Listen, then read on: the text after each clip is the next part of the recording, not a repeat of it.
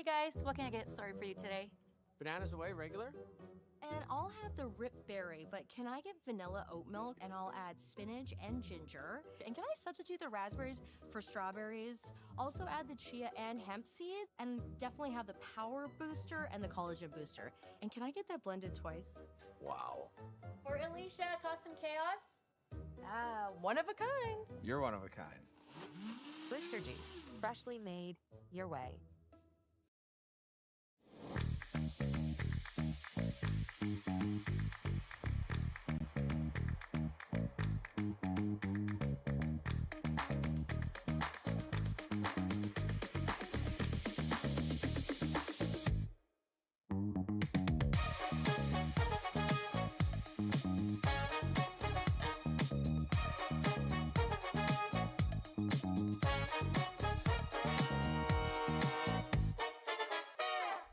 Faces around Lake Tahoe are legendary. But this fall, new ones will emerge in the Tahoe Basin. Pullman, Mowat, Gushu, and more. November 4th through 9th, the Grand Slam of Curling's first ever event in the U.S. is coming to Lake Tahoe, where the greatest rock stars on earth unite for 6 days of incredible curling, celebrity appearances, and après curl parties you won't want to miss. Get your tickets at thegrandslamofcurling.com. Let's rock.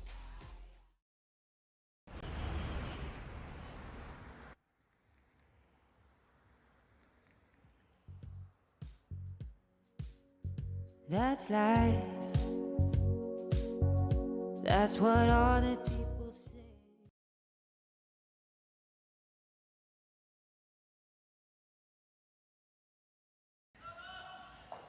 A very pleasant good day, curling fans, and welcome to the Saville Community Sports Center here in the southern campus of the University of Alberta in Edmonton. It's the Saville Mixed Doubles Classic. We have draw 4 of pool play action here. This matchup between Cory Thiesse and Cory Dropkin of the United States of America versus Seonyeong Kim and Yeongseok Jeong of Korea. Both of these teams are at 2-0. Good day and welcome to Curling Stadium here on SSN. My name's Dave Schmel. I have the commentary here for you this morning.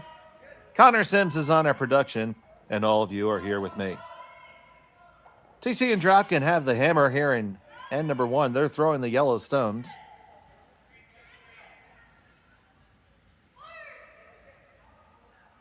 Both accomplished curlers in the States, of course. But you'll hear me just refer to them as Cory and Korey a lot.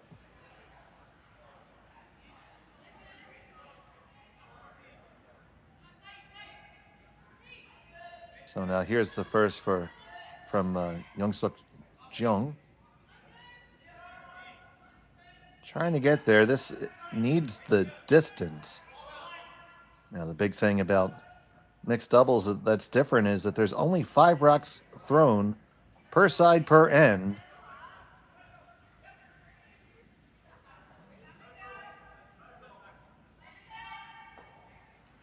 And the first player throws the first and last, and the other player throws the middle 3.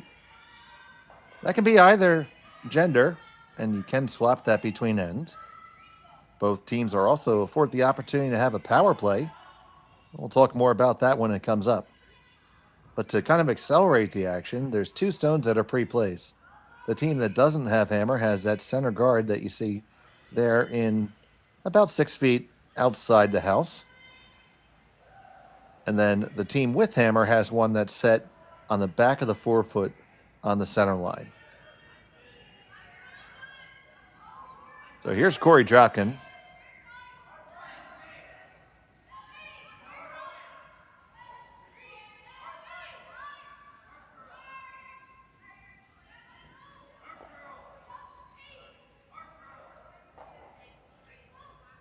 Do kind of release the rocks a little bit. They have set up a bit of a pocket for Kim and Jeong to use. There you see a good look of it. So much of this game is about angles and setting them up and trying to make sure you're in the best spot. It's the way I generally start to teach people this game is If you think that you want to call a hit, take a good look at it and maybe try something different.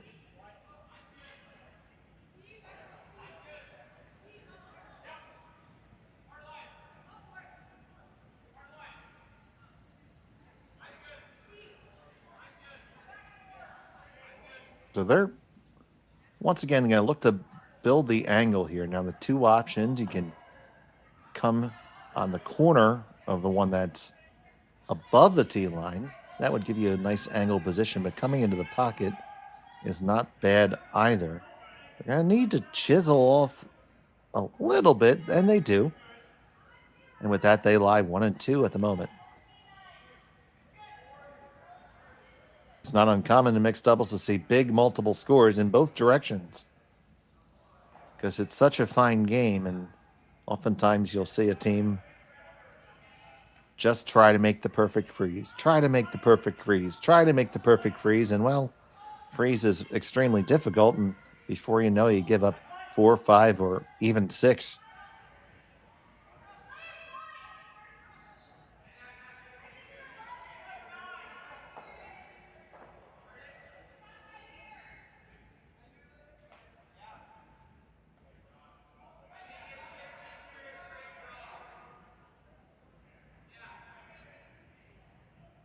So here's Dropkin. He's going to try to shuffle the deck a little bit.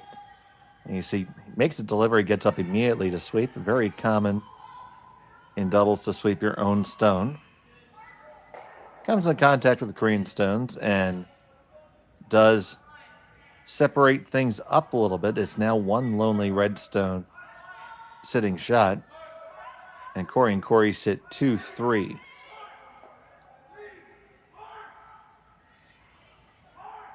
So they're going to look to throw a draw in there again and try to set that angle back up.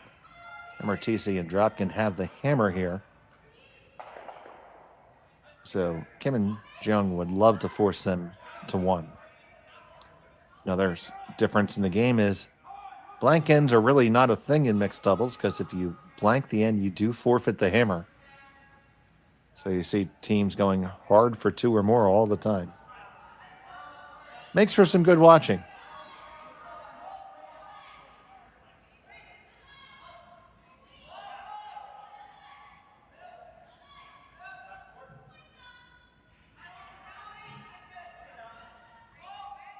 This one does need to curl up a hair. That gets to a pretty good spot. Well thrown by Yeongseok. And I see shot stone belonging to Kim and Jeong. And now the Coreys are reviewing their options. They can play off that one their own behind the tee line and get plenty of action to remove shot rock right now. Also could remove shot rock by addressing their opponent's stone on the opposite side.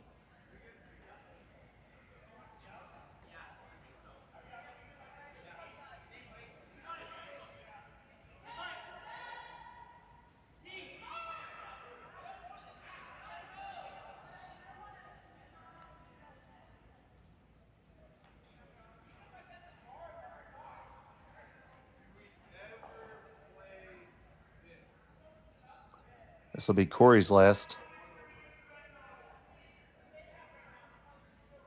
of the end.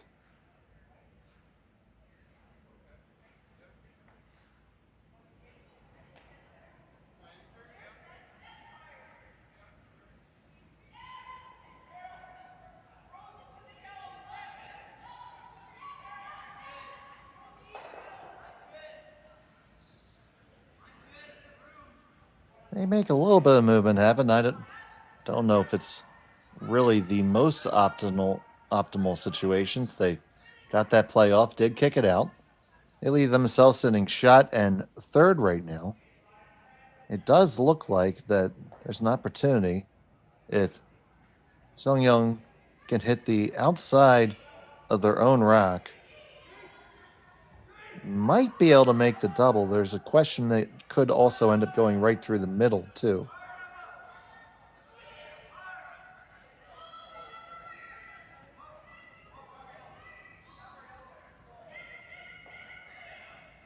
good chance you just fire it right past that stone belonging to Cory and Korey.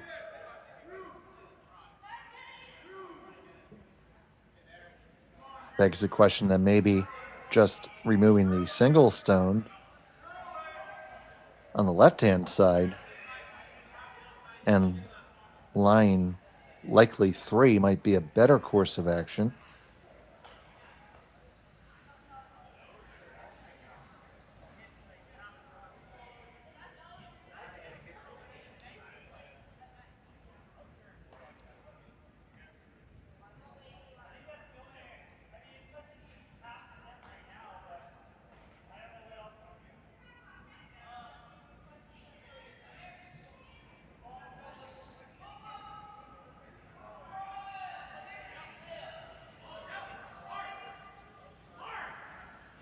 Okay, so you see what they indicate there. It looks like they're playing the slash on... Oh, they may not be. For a moment, it looked like they were playing the slash on the one on the side of the forefoot and also trying to kill the one in the back, or at least being wary of the jam. I think that might still be the call. Their final rock on the way.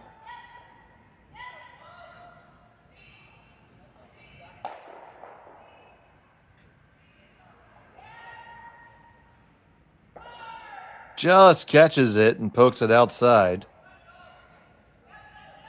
So they did remove the object stone. Shot stone belonging to Cory and Korey.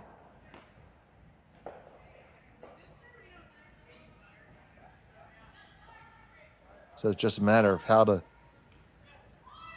take 2, and they're just going to throw the hit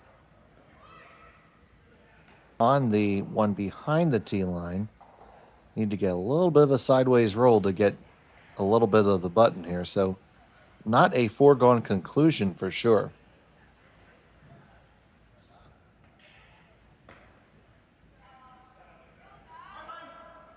So Cory Thiesse.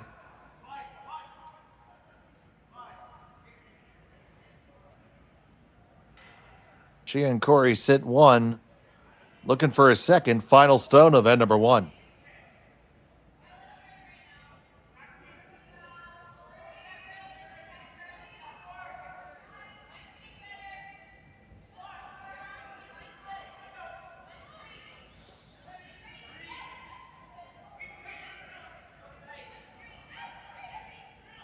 Just trying to stick it as a draw with maybe a little chisel.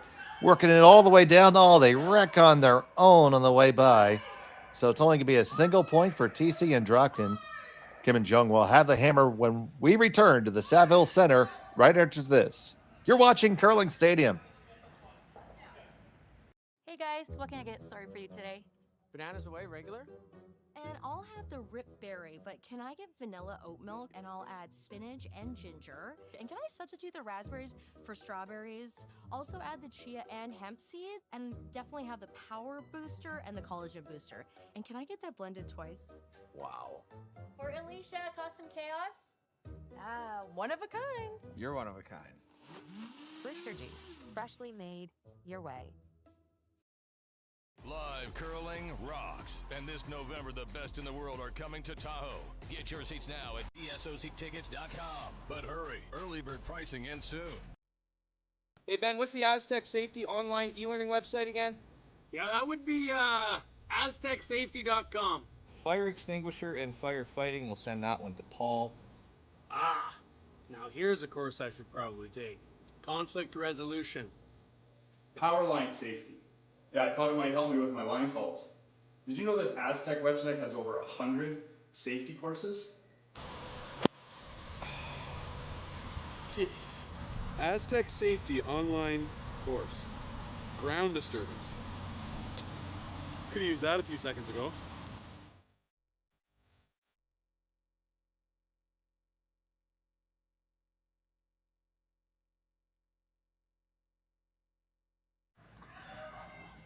Welcome back to the Saville Community Sports Center. It's the Saville Mixed Doubles Classic here on Curling Stadium.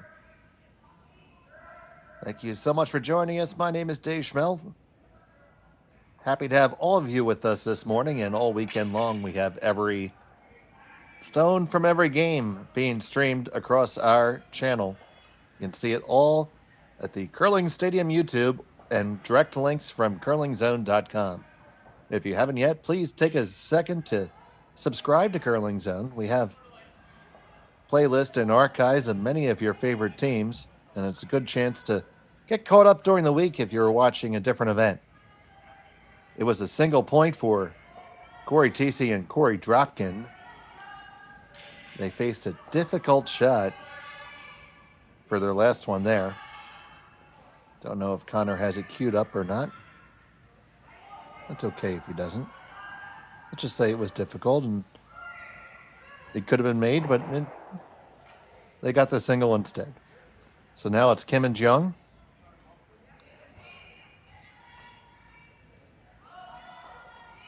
I know our producer is still wrangling over the Blue Jays loss there. Will be a decisive Game 7 this evening. Oh, nice brush up past the guard. They get right to the face. And as good as the draw was from Thiesse, the response was equally as good. And this is the mixed doubles game. It's a cat and mouse game. You need to keep on executing this stacking with the angles in the corners. And whoever does this better first wins. And it almost ends up being a game of chicken as to who wants to maybe blow it up first. So Cory Dropkin, the current skip of the current U.S. men's national champion team.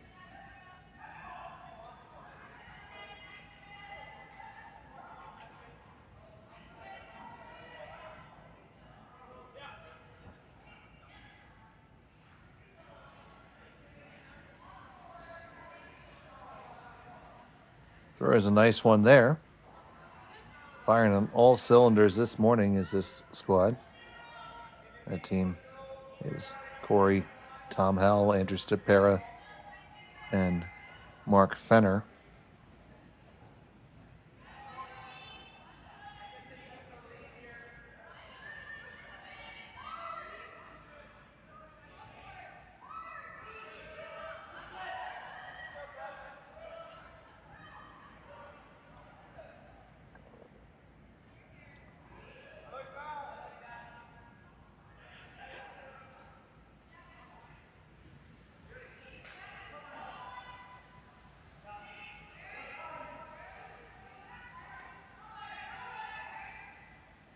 This team from Gangwon, Korea.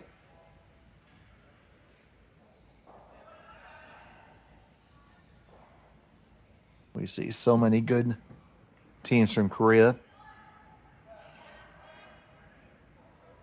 And it's very impressive, especially considering the per capita availability of curling compared to Canada or even the United States.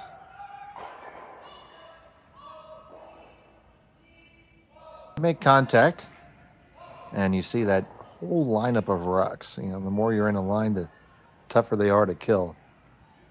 So right now they're looking what happens if you strike the red, yellow, red. Well, you're gonna lose a red shot stone out the side because that's where that angle just wasn't dead perfect, so it won't jam. I'm just trying to set it up for later, not really want to use that straight away, just a little movement of it. You see the ice indicating to me that Dropkin's probably throwing about back 8, back 12 weight.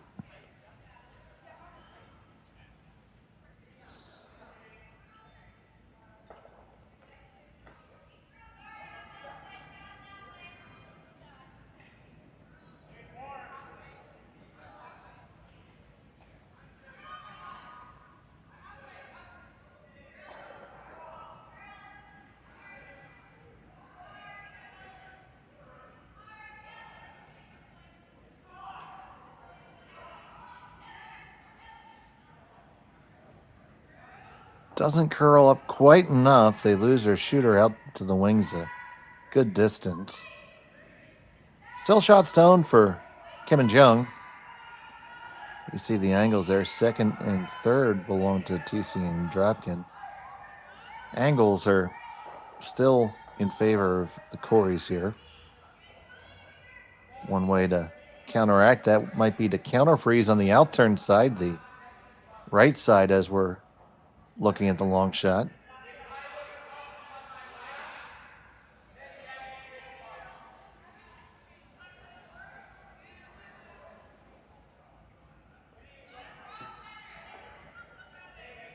Good morning to Teresa in Montana.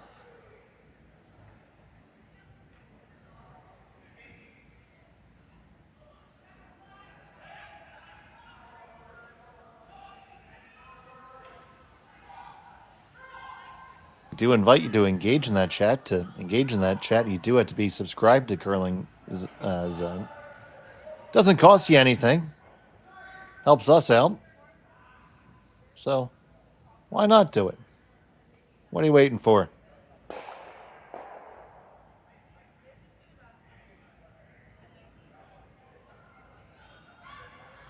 Here's Jeong.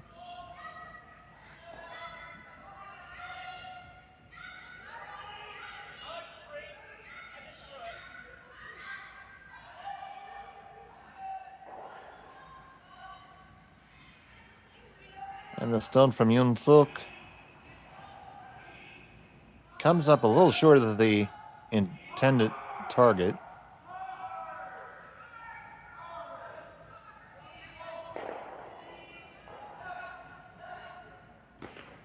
We see viewers from Oakland, California, home of the Bay Area Curling Club.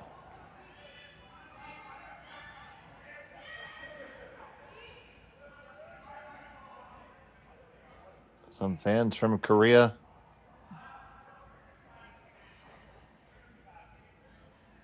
In preparation for this match, and I am being fully honest, I didn't even think about it. But now I can say it's in preparation for this match. I made myself a grilled cheese sandwich, and I had a side of kimchi before I even looked at the assignment sheet.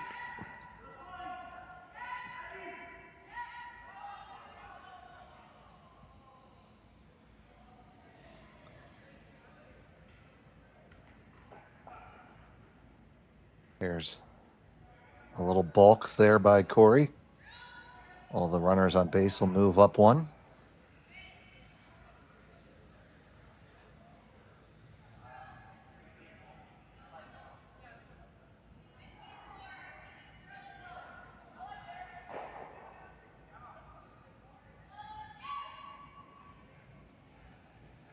So Dropkin delivers. He's on the brush.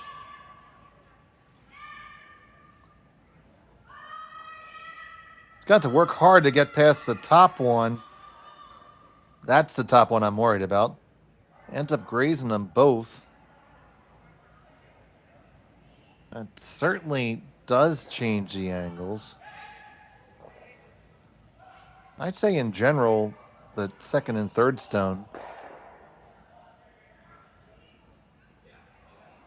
are still in really good positions for the Coreys here.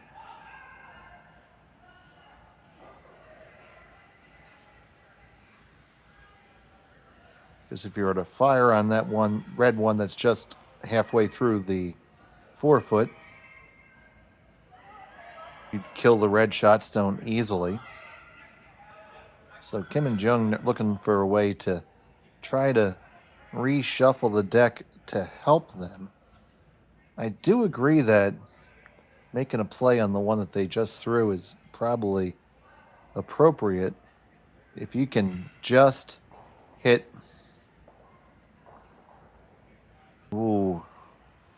7/8 of the stone you just threw there in the 8 foot, you can catch that yellow and get it out of where it's queued up to be in harm's way for you. Because right now it's just looming there like a hatchet.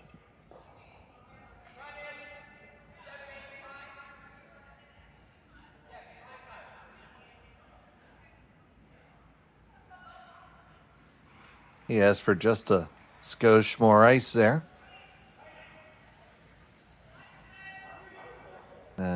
Here's Yeongseok.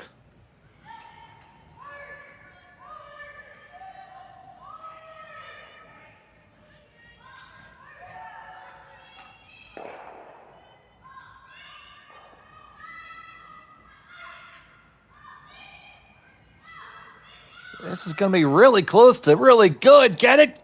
Get just that little bit, and you moved it out of harm's way. That is not bad at all.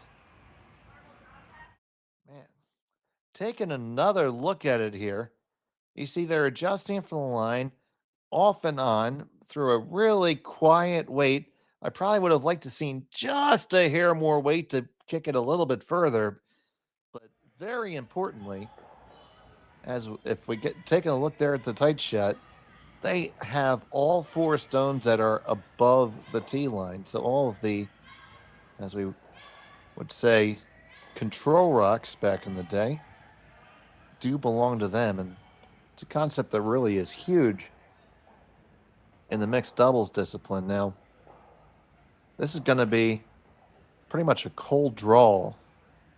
So they can afford to, they want to get right back in that pocket, leave the corner of the stone on the pin, and make it so that any iteration of these runs, that one that is just behind the tee line will serve to lock it in there and prevent a huge end. So Cory Thiesse currently throws third on Team Peterson in the U.S.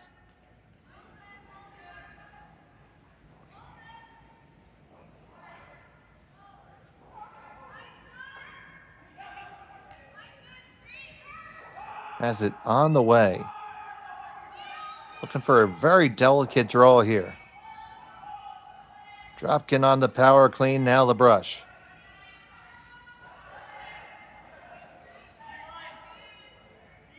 TC calling the line right behind him.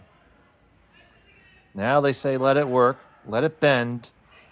Let it bend. Will it bend enough? Now trying to carve the last little bit. Just didn't get enough out of it, I don't think. Shot stone still belongs to Kim and Jeong. Question is, how can they get more? You can make 2 pretty easy just by raising that one.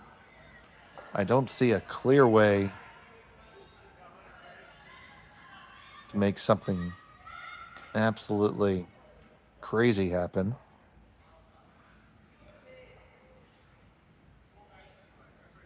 You can't see enough of the red that's on the top of the forefoot to drive it with an angle. That would be the only way you could ever make 3.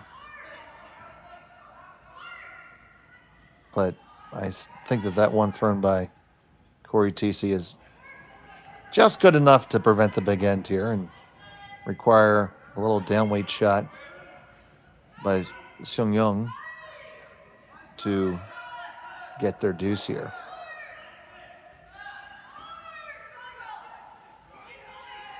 And I see the differing style between the Coreys and Kim and Jeong. Whereas the Coreys didn't use a broom for TC's last shot. They're electing to have the line caller. This is really a matter of what goes to the team. And no matter how well you think you can call a line from behind, you can never call it quite as well as you can from the house. So they have 1 in their pocket. They looking to get a second. Final stone of end number 2.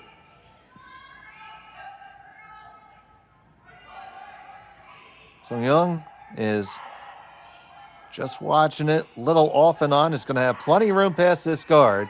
Now it needs to curl up to the face and raise it in. And did he raise it too far? Oh, I think you did. And it's still just going to be a single point. So a little bit too much pepper there. We're all tied up at 1. And number 3 coming your way after this on Curling Stadium. Developed over a decade in collaboration with the finest ice makers this side of the Atlantic, The Pebblehead PB5 is nothing short of a triumph of sophistication and craftsmanship. Weighing less than half its lumbering copper predecessors, yet boasting tenfold their durability, the PB5 delivers perfect, consistent ice, time after time. The PB5 by Pebbleheads.com, the apex of ice-making ingenuity for the roaring game of curling.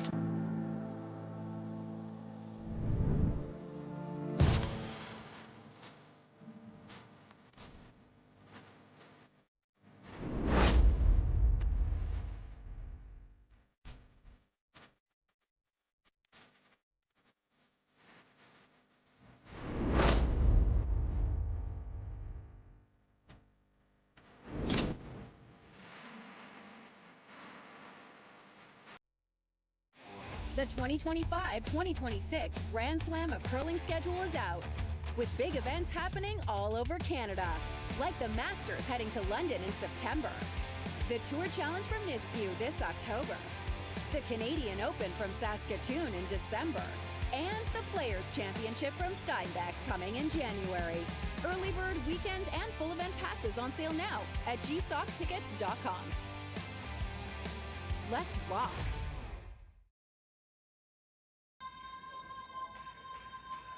And a very pleasant welcome back to the Saville Community Sports Center here on the southern campus of the University of Alberta in Edmonton. It's a Saville Mixed Doubles Classic brought to you here on Curling Stadium. I'm Dave Schmel, happy to have you here with us today. Connor Sims is back working all the TV magic on the ones and twos. And trying to get some magic going are really both of these teams here. They're both not up at one. It wasn't for a lack of rocks in play or a lack of opportunity. It was just they've gotten snookered by their opponents just a little bit, and the shots to make the second point have been admittedly quite difficult. That last one from Seonyeong Kim, they had the line all day. It was just a couple pounds too heavy. End up having to be satisfied with a single point. So now in end number 3, it's Thiesse and Dropkin with the hammer, throwing the yellow rocks. The initial come around didn't come really deep enough for Kim and Jeong, so now they're going to try to throw it on the other side. That's the other big rule change for mixed doubles. The first rocks are protected from being removed from play until 5 have been placed in play, basically. 3 delivered and the 2 pre-placed. So count to 5. 1, 2, 3, 4, 5. Then you can hit away.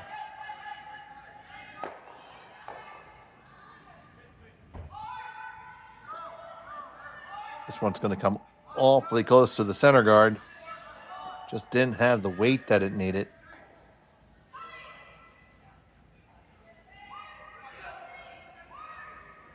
And so now it's a question, do Thiesse and Dropkin want to draw in, and what side they want to do it from?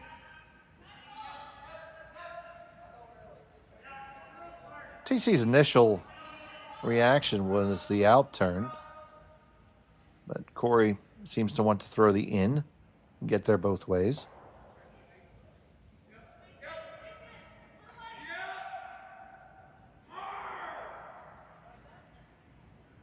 See the coaches back there having a good time behind the glass. They're happy, they're warm.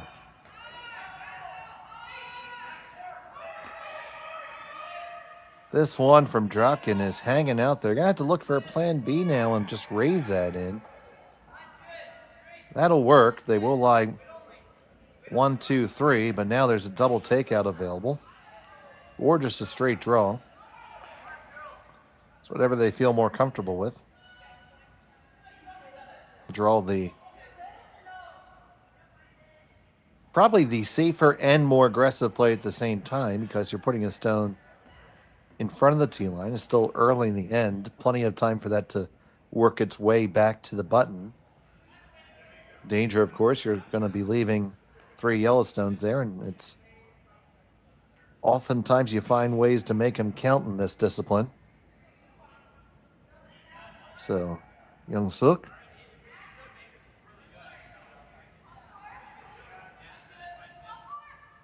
delivers this one.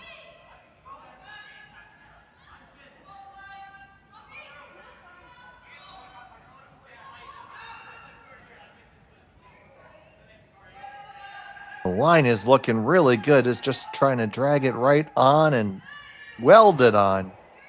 That is well thrown. Very close for second shot right now. Doesn't really matter too much at this point.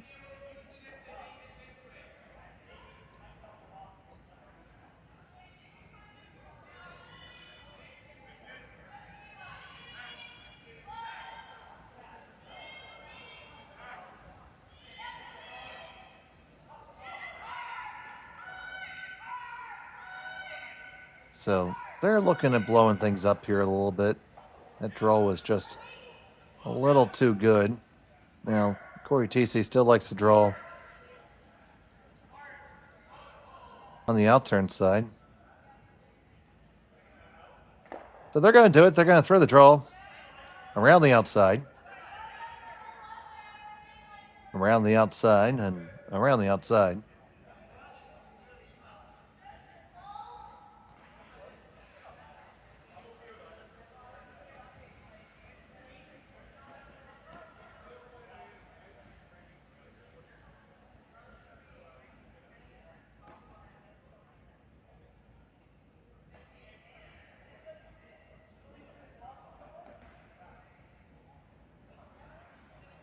So the second stone from Dropkin this end.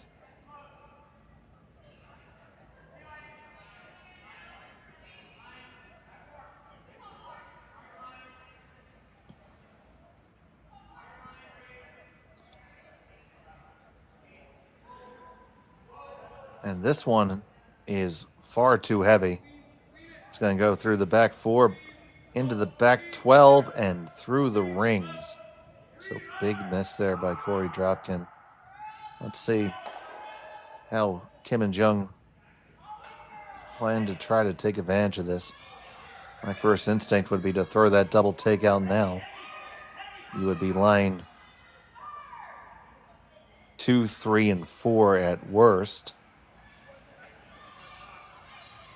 Also takes a big end out of the way. Or you could continue to put your foot on the gas and draw down on top one more time. Not so thrilled about the corner freeze.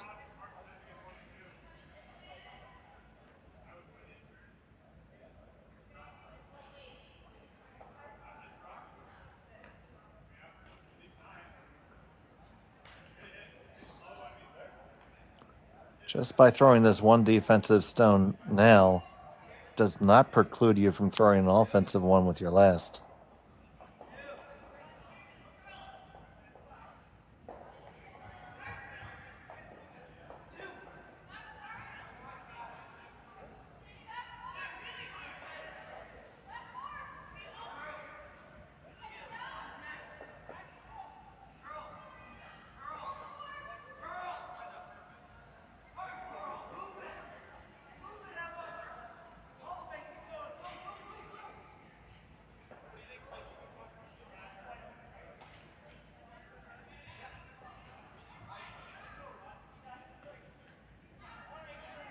And they are going to elect to throw the draw here.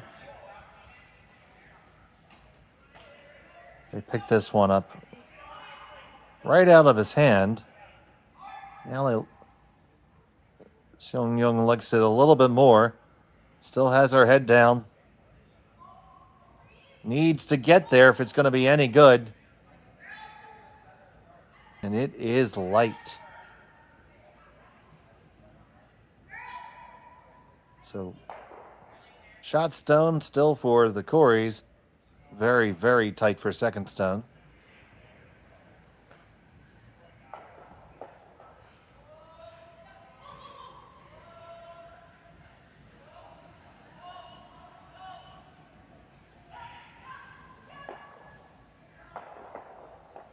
Question, trying to see how you get 3. Although the important question might be trying to make sure you preserve 2.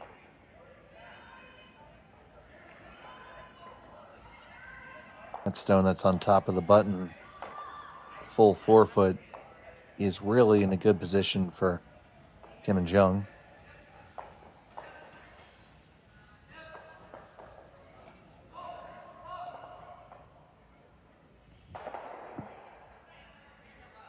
But we'll see what Cory can whip up here. Cory now living in Duluth, Minnesota.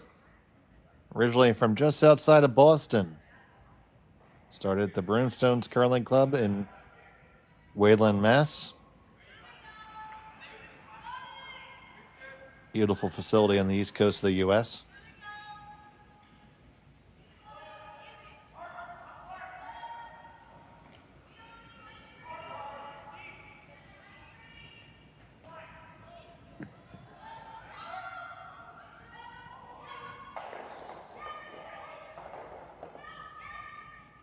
This one also coming a little bit heavy. Want to take it deep now. Once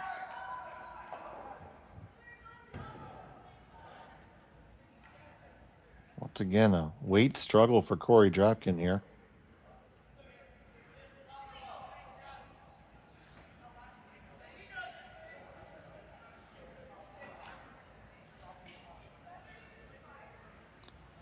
So now you see the options. You can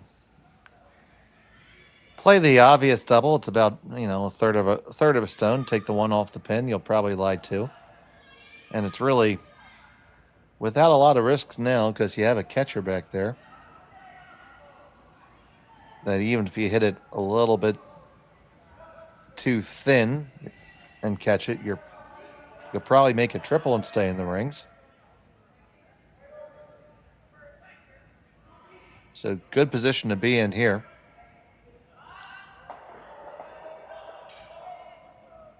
Once again, Yeongseok is going to hold the broom and call line. Seonyeong will handle her own business.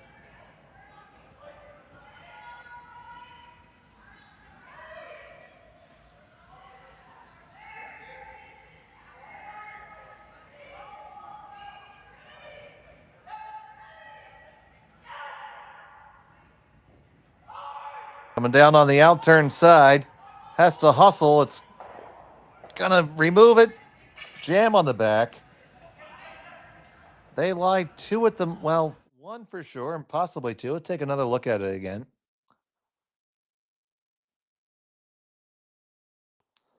We're on this hard as soon as she could catch up to it. Hit it just a hair thicker than they would have liked to. Ended up jamming in the back. The question is, can you clear that and score 4? And I think you can. I mean, I think if you come virtually nose onto that top stone, the one behind it goes right out this side. And you hit maybe half a rock, hit basically, well, no, you can't see a lot with the guard in the way. So I take that back.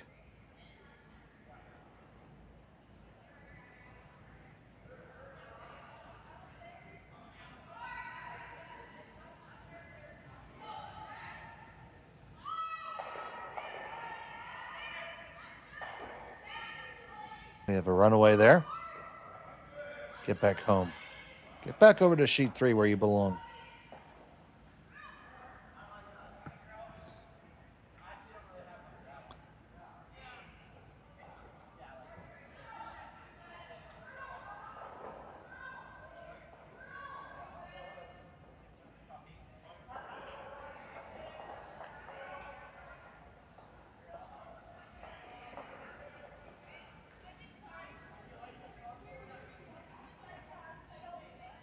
Final stone of the third end. Trying to move him around is Thiesse.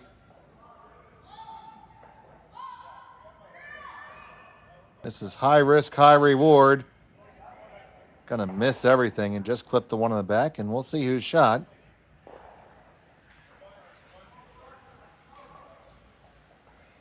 And they indicate it's red, so it's a steal of 1 for Kim and Jeong. Thiesse and Dropkin will have the hammer when we come back here on Curling Stadium. Hey guys, what can I get started for you today? Bananas away, regular? And I'll have the rip berry, but can I get vanilla oat milk and I'll add spinach and ginger? And can I substitute the raspberries for strawberries? Also add the chia and hemp seed, and definitely have the power booster and the collagen booster. And can I get that blended twice? Wow. For Alicia, custom chaos? One of a kind. You're one of a kind. Blister juice, freshly made your way. Developed over a decade in collaboration with the finest ice makers this side of the Atlantic, the Pebblehead PB5 is nothing short of a triumph of sophistication and craftsmanship. Weighing less than half its lumbering copper predecessors, yet boasting tenfold their durability, the PB5 delivers perfect, consistent ice, time after time. The PB5 by Pebbleheads.com, the apex of ice-making ingenuity for the roaring game of curling. Live curling rocks. And this November, the best in the world are coming to Tahoe. Get your seats now at gsoctickets.com. But hurry, early bird pricing ends soon.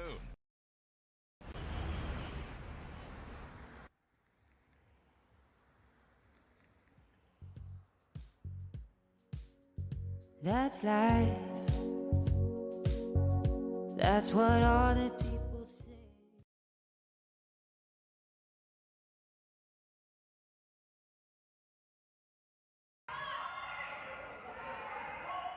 Welcome back to the Saville Community Sports Center in Edmonton. It was a steal of 2 for Kim and Jeong. They have a 3-1 lead over Cory Thiesse and Cory Dropkin. A lot of action right now. Starting over on sheet 2. It is Wheatcroft and Nogler trailing Ueno and Yamaguchi by a score of 3-1. On sheet 3, we have Gray Withers, Pietrangelo versus Papley Van Amsterdam. That game is 2-1, playing the third end, after the third end.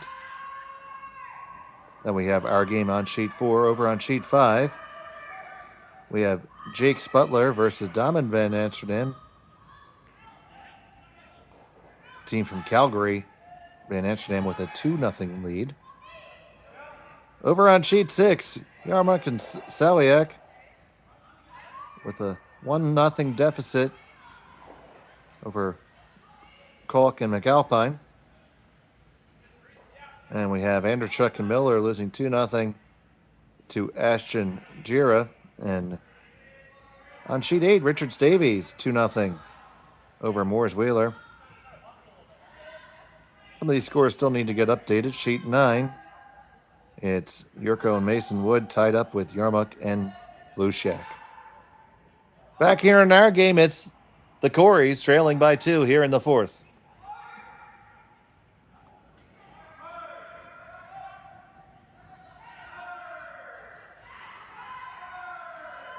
And while we were getting updated, that's what happened.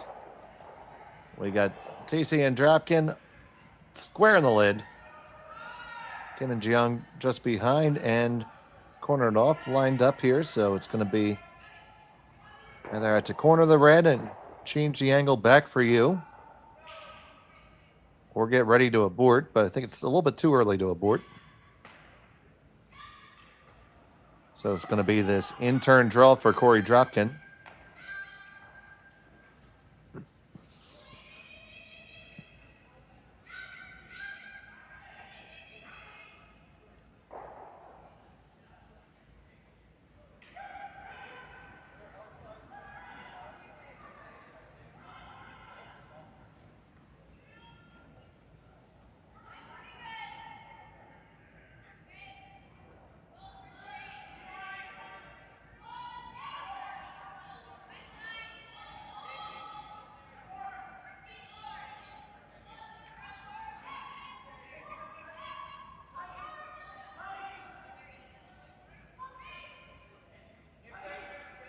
This one is thrown nicely. It looks just a touch heavy again, though.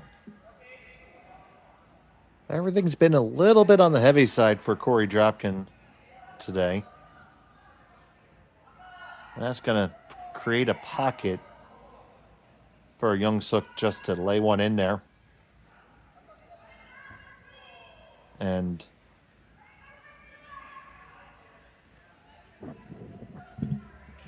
so much so in mixed doubles as opposed to the four-player game. Those subtle taps and those little half shots can really add up quickly. So Yeongseok.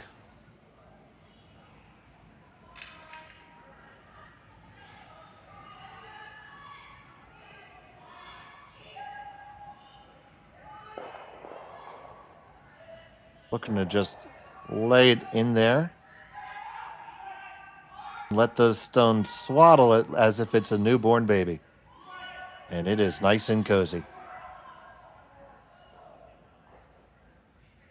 Snug as a bug in a rug. Probably couldn't have walked it down better.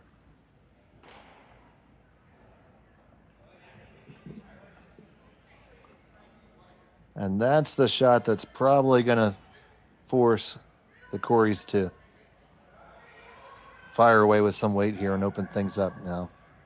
If you can hammer everything that you can see, the one red goes out the side door immediately. You'll probably take out the one on the back of the button as well. Lose your yellow in the back in the process. Questionable as to whether the shooter hangs around. Now,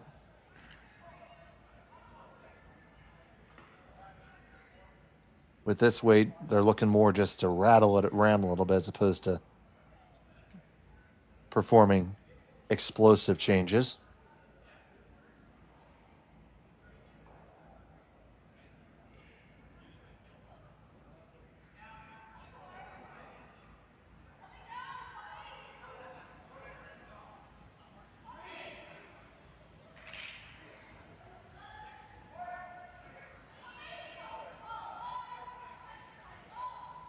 So here's Cory Dropkin.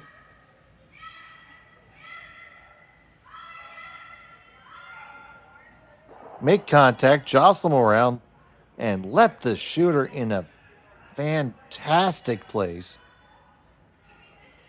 Now that stone that was thrown by Yeongseok just a stone ago is still welded in there, but now it is welded against two opponent rocks. Looking to just eject it out the side door.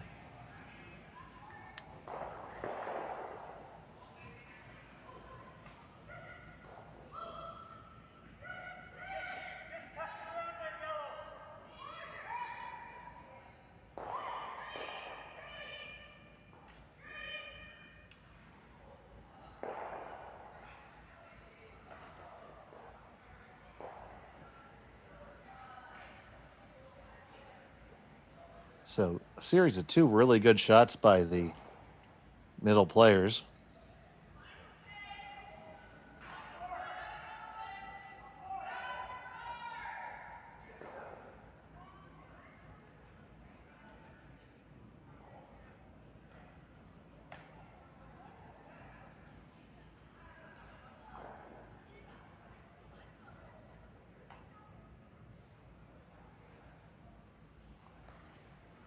So the final the end for Yeongseok.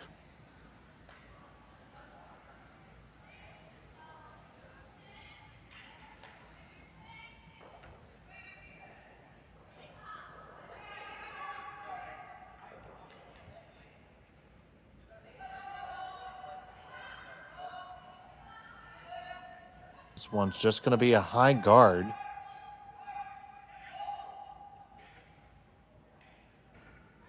Which isn't the worst because it makes it difficult for them to take advantage of it. Now, you may see the Coreys tempted to run back the whole works here.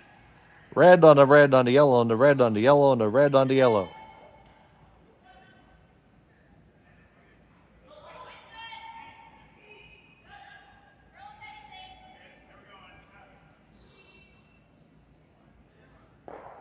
And when you're all done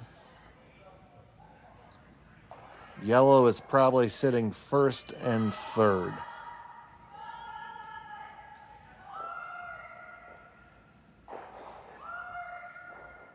So that red that's second shot right now goes away. The red that's third shot probably remains because those two yellows are going to have momentum moving them pretty much 90 degrees sideways. Either way, it's going to be interesting.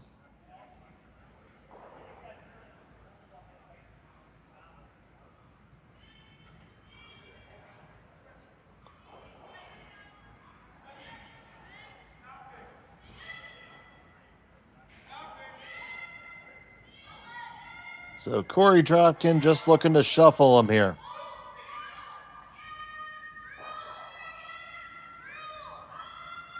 It's the yellow.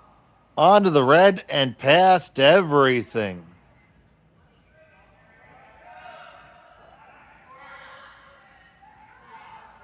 That's going to make the guard instantly go back, I believe.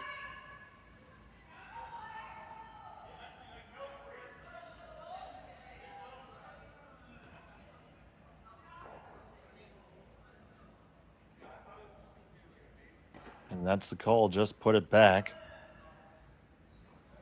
Right now, it's a very good situation for Kim and Jeong to put the force on.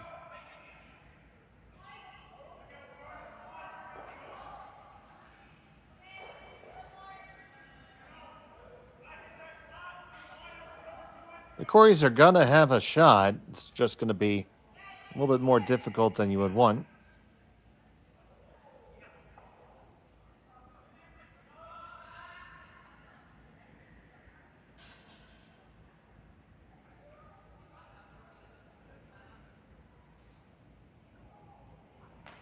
I gotta take one more look at the pile here and look at the angles. Well, Yeongseok.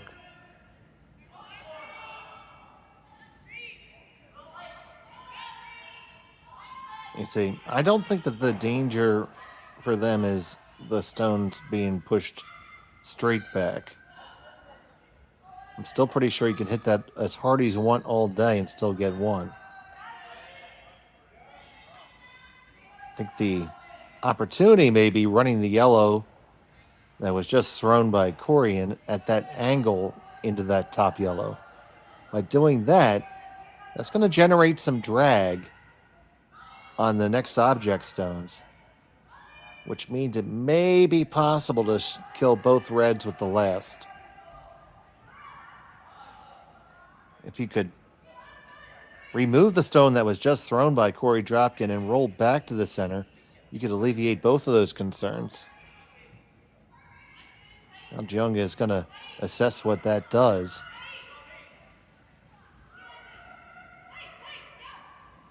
Obviously, not a high probability shot, but it does look like the angles work somewhat.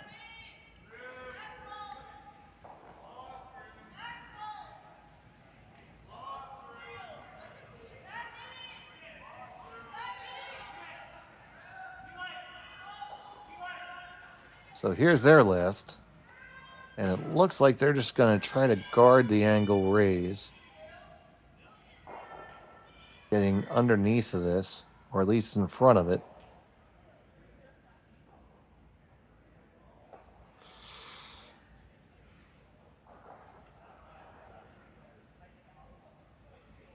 They're taking a look at those angles too.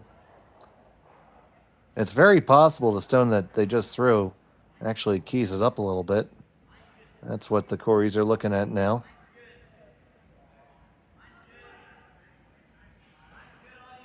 I mean, getting that yellow stone to hit a yellow in the middle is really not the most difficult thing. It's just making it do what you want it to do. And really, all you need to do is get it to drive that red over enough. And push the other one back far enough. I think that if you throwing it from the angle, it works. I just don't think it goes straight on.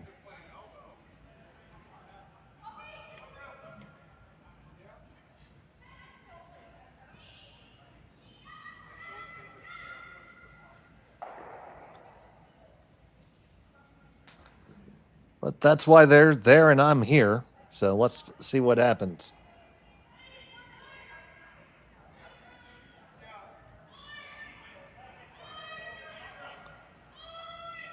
Cory Thiesse, they sit one right now. They're trying to find a way to get some more. Trying to score up to 3 with this last rock. Red onto yellow onto red onto yellow onto red.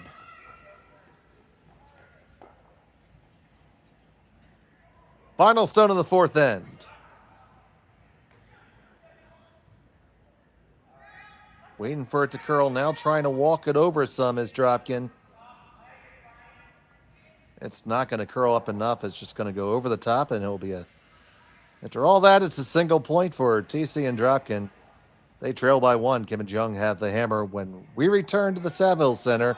Right after this, you're watching Curling Stadium on SSN. For over 20 years, the Sandra Schmirler Foundation has granted more than $9 million to hospitals across Canada for life-saving equipment for premature and critically ill babies.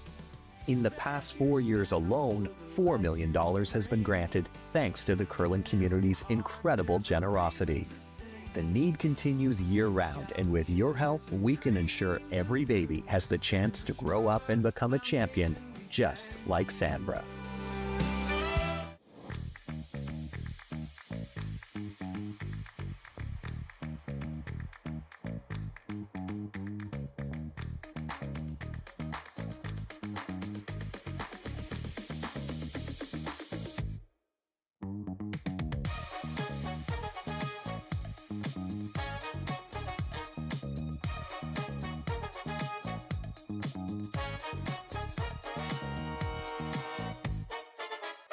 Welcome to the RockShop.net, the official store for the Grand Slam of curling.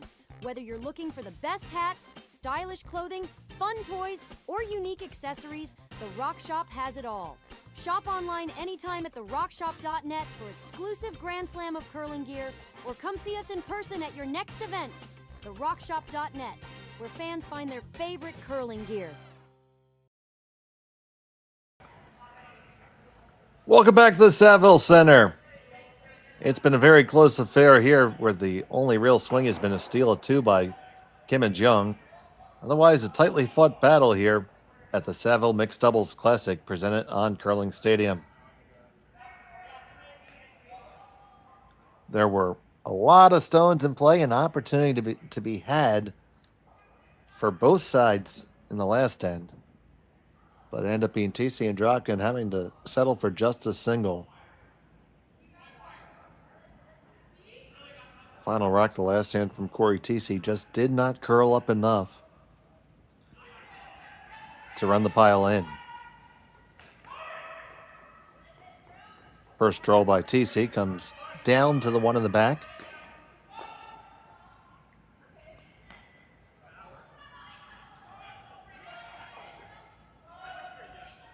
And as we see so many times, as we get a good look at this beautiful 10-sheet facility on the southern campus of the University of Alberta.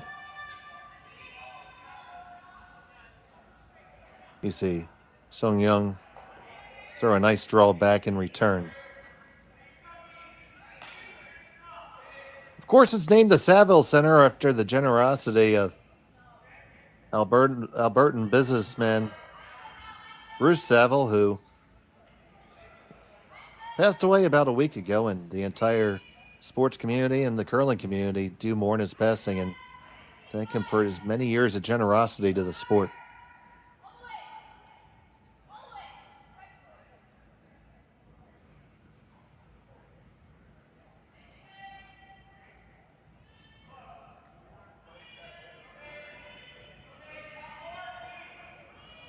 So now Dropkin looking to put the other corner on. This is shaping up to be a relatively conventional mixed doubles end thus far. And after having some weight problems, Cory puts that one down very nicely.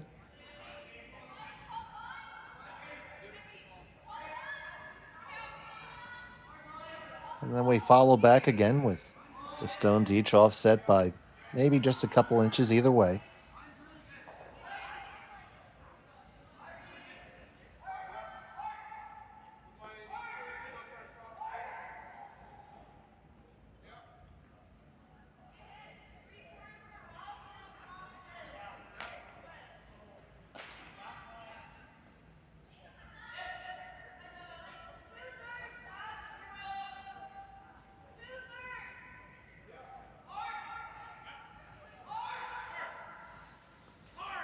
Working hard to get the weight on this one and doesn't have it.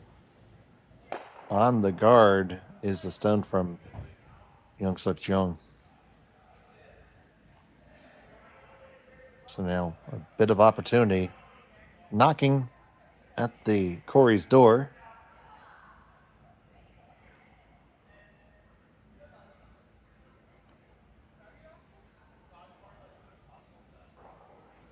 Of course, yesterday was Halloween. Many young kids took part in the tradition.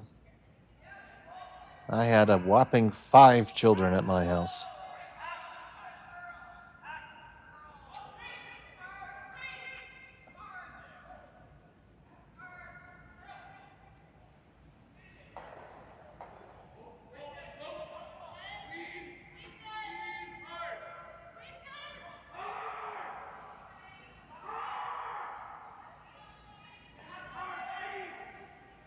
So, Cory Dropkin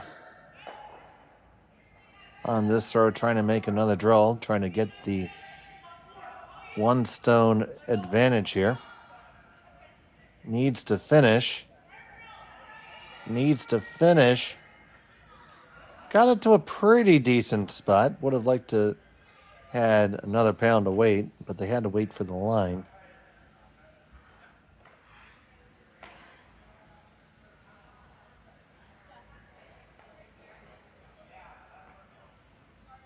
Now the draw all the way around on the intern side is still there.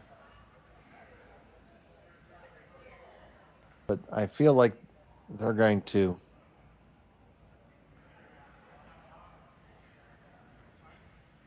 I thought they were going to pull a trigger on moving some stuff around, but now I'm not as convinced.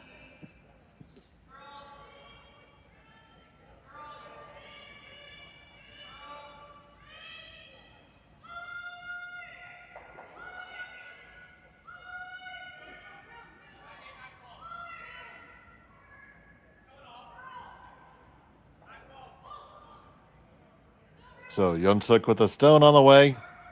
Seonyeong trying to hold it right off his hand. Gonna get the 1 over the top of the second. Just ends up being a straight peel.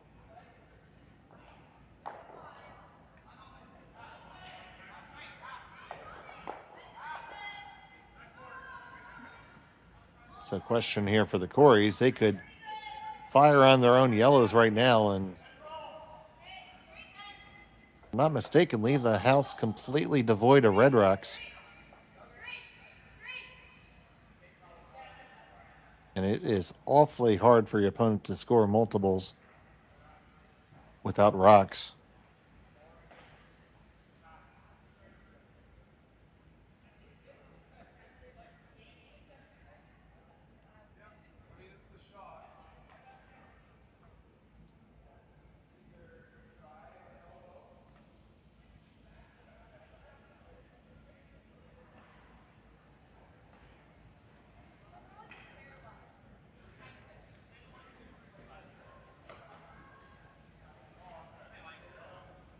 They're trying to just analyze these different things. But I think if you push that yellow onto red, the red's going to come in contact with the yellow on the back of the button, go out the side, at the same time push enough momentum to lose the red in the back.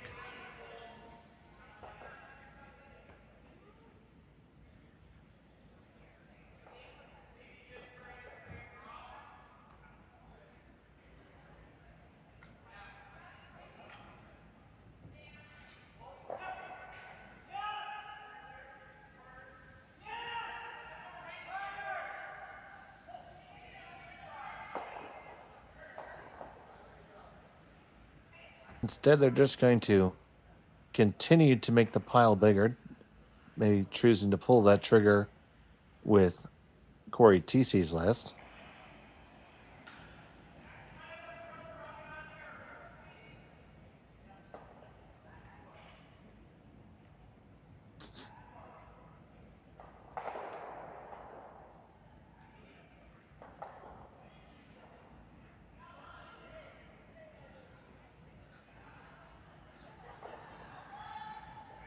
So it's on the way from Cory.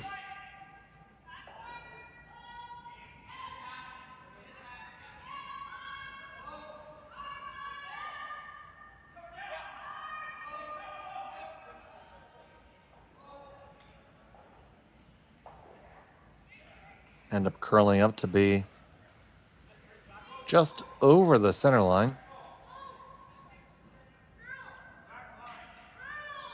Now, what does that leave left for Kim and Jeong?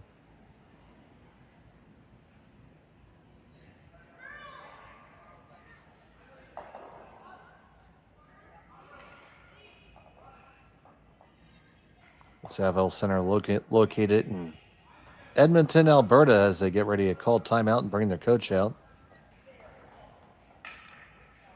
Edmonton receives, on average, 2,299 hours of sunshine per year.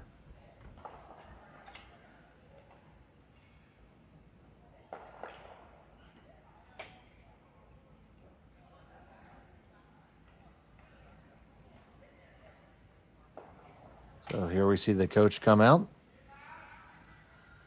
Try to see who that is with a translator.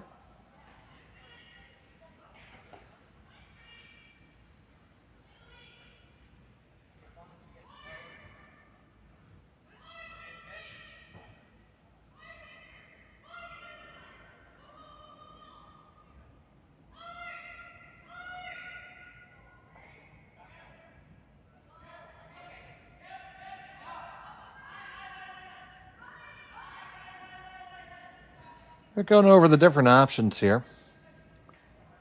Trying to find a way to get a multiple score. It's, you know, they have the hammer, but they're by no ways in control.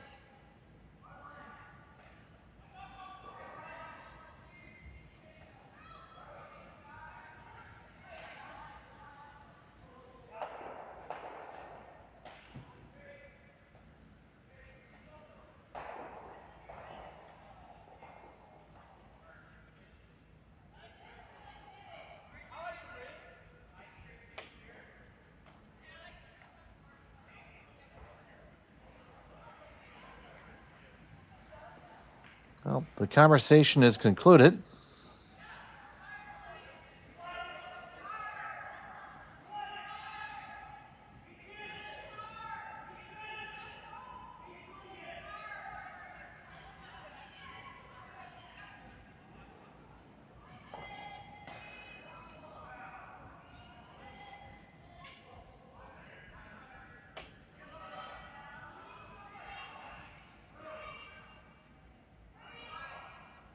We'll see what the colloquy resulted in terms of a strategy.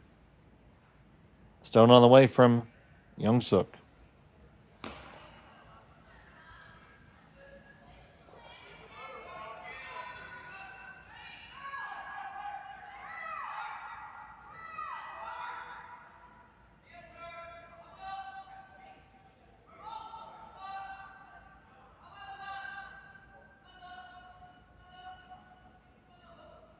And through all that, we're going to guard the big run shot now. Thiesse and Dropkin are going to see if it's still there. You can run the guard. It's just adding another element to it. And 15 feet to the equation. Probably still the right shot.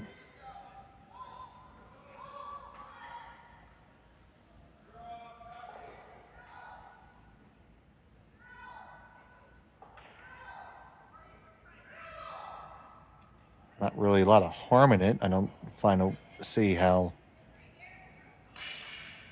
Kim and Jeong are ever scoring two anyway.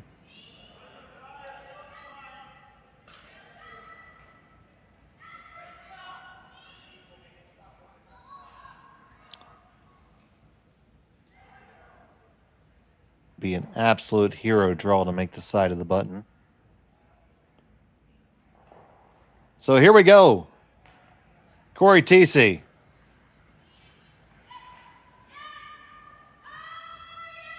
Get your popcorn ready. Here we go. Yellow onto red, onto yellow, onto yellow, onto red, and they move it, and They end up getting shot stone out of it. But did they loosen up the right way? Take another look at it. They just lost the line on this a little bit. And because of that, did not get a lot of action on the first stone and ended up sending it over the top. They loosened it to the point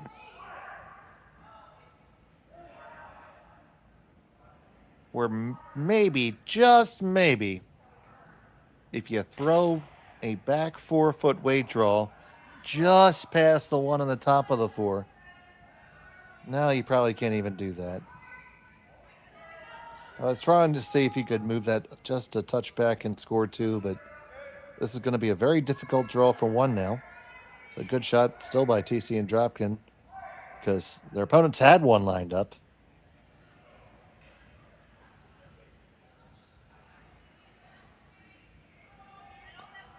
So now facing a steal of 1, final stone of the 5th end.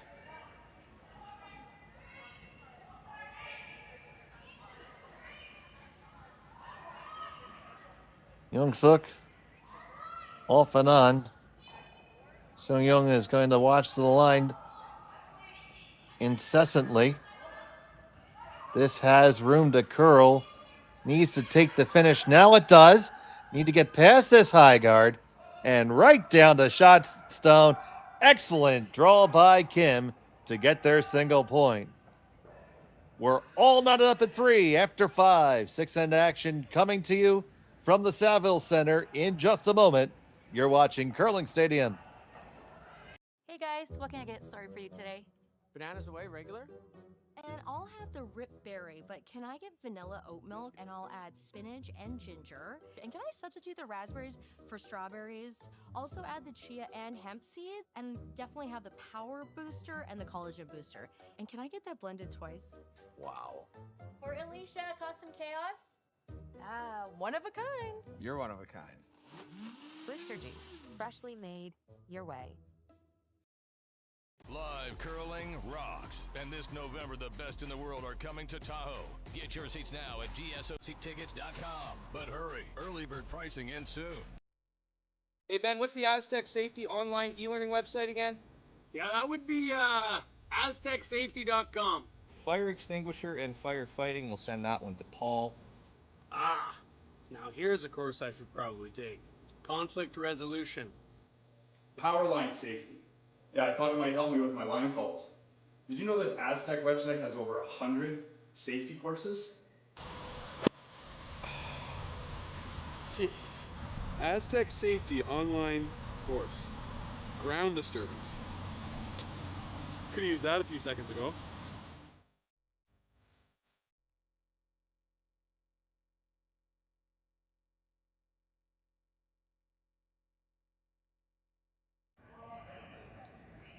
Welcome back to the Saville Center after a back and forth rock and roll 5th end.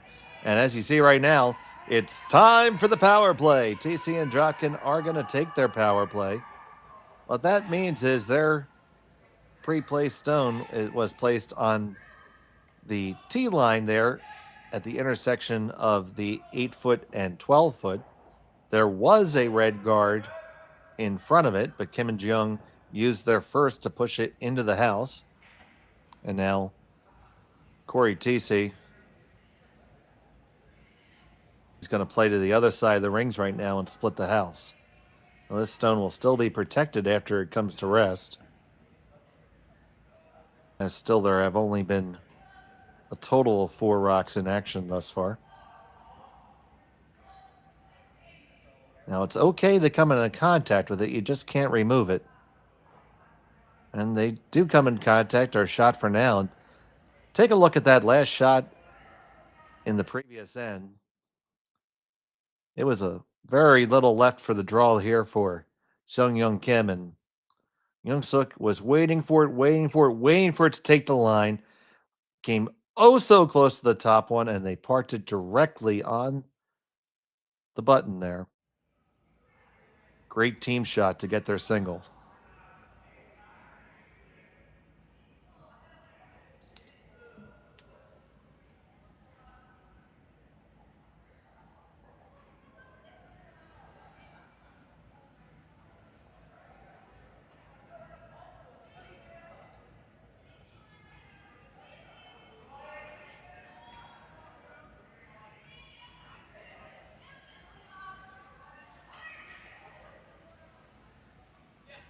So now with shot and third stone belonging to Thiesse and Dropkin.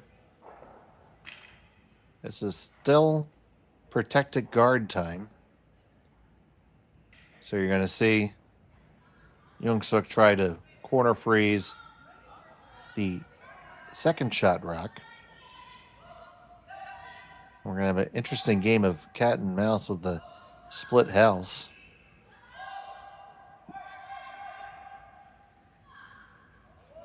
This stone is over curling. Got to try to hold the line. And so there you go.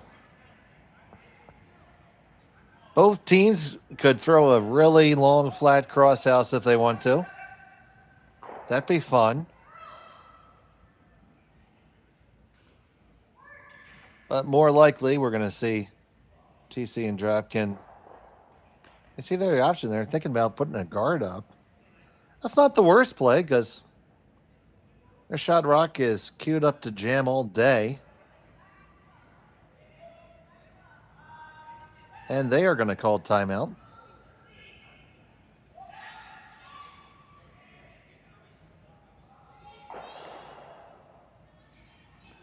No time clocks, but timeouts are how you get the coach out in this format. Saying, well, I like the guard.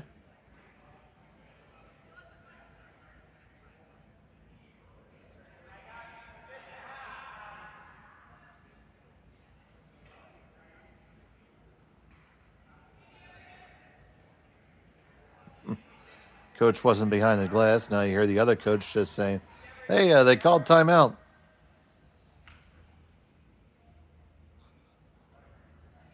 There we are. Saying, sorry, I was making dinner reservations.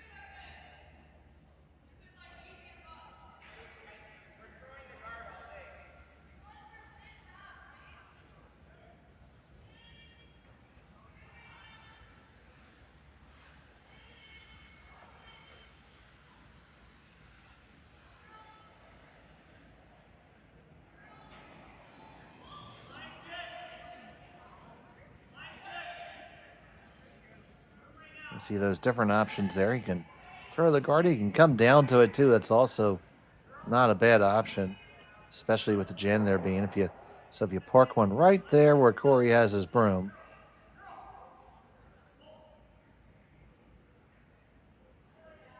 There'll be difficult stones to remove. They need to find a way to get at least two here. Because Kim and Jeong still have their power play. Would expect to see that next end they have hammer. Cannot use a power play an extra end. It must be done during the regulation 8.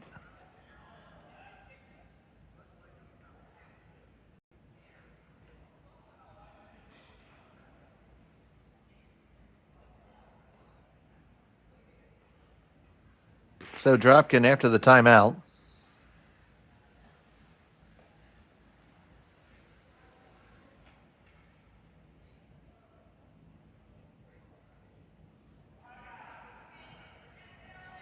Brings his first.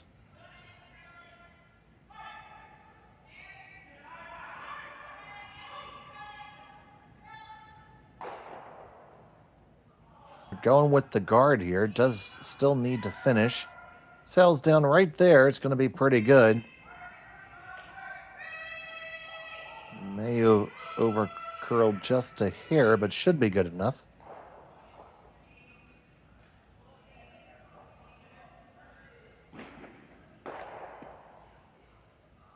Now contemplating the options back in the other direction. Corner freezing down to the shot stone. Pretty much always a good idea.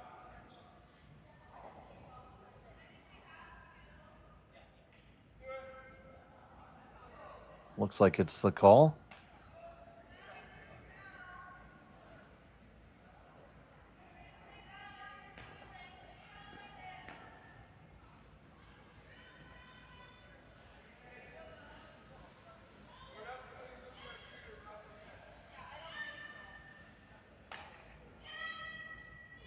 Some of our other games, it's Ueno and Yama, 5 2 over their opponents.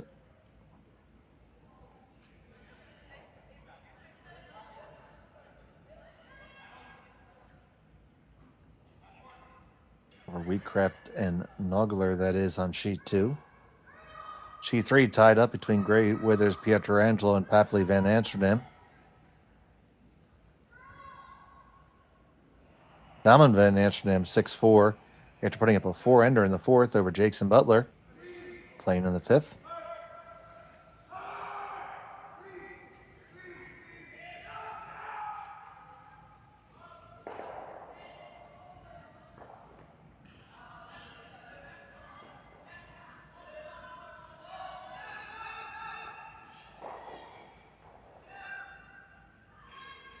So this one's coming on the line is pretty good, but the weight might be just a touch heavy. Now coming in pretty nicely indeed. And that's a nice shot by Yeongseok Jeong.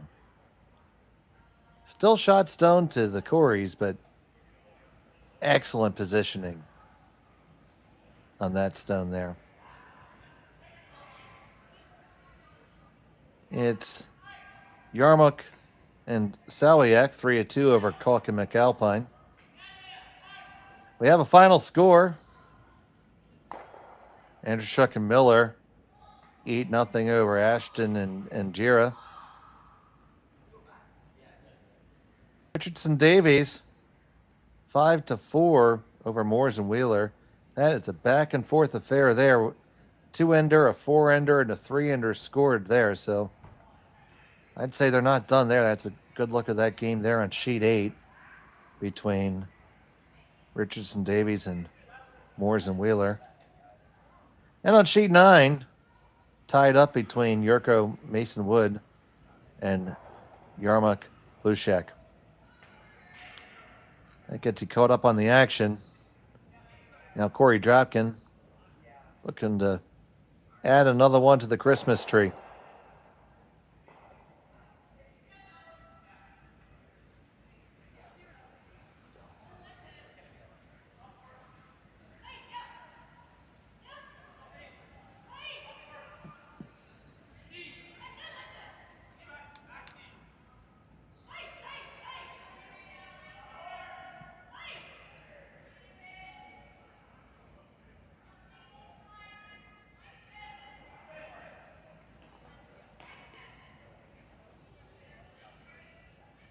This one needs line.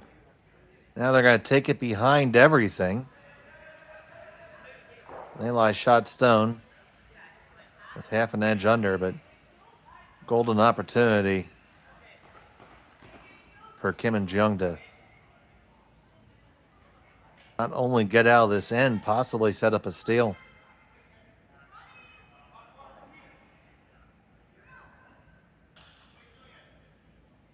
We saw the kind of finish they got on their stones in the last end, especially with the very good draw at the end. If they can duplicate that type of delivery, they could throw a real doozy on the Coreys here. So, Yeongseok.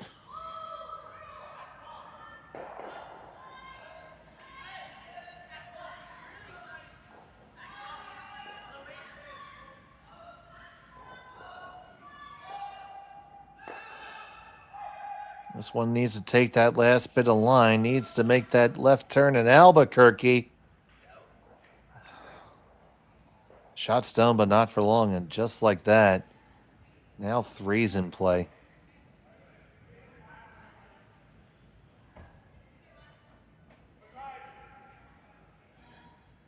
Because there is no doubt in my mind Cory can get to the inside and flop all the way over. And they'll lie 3 after this. Shows you how in this game that positioning and just making sure the angles are in your favor, and you don't even need a big miss by an opponent. Just a little one will do it.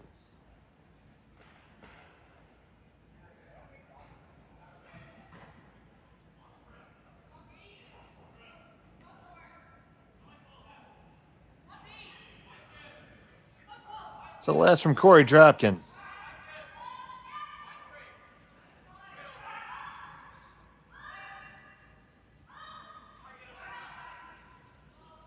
He switches over to try to make it curl some. He needs to get across the face. He does. Pops and flops all the way under. Fantastic shot by Cory Dropkin. They lie 1, 2, and 3. Now you see here he's holding it straight. Now they say, okay, Cory, you got the line. Now bring it over. Bring it over. Get the pop. Get the flop. And you lie 3.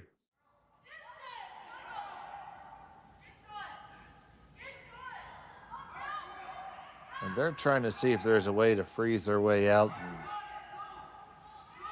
there's not much to freeze too, folks.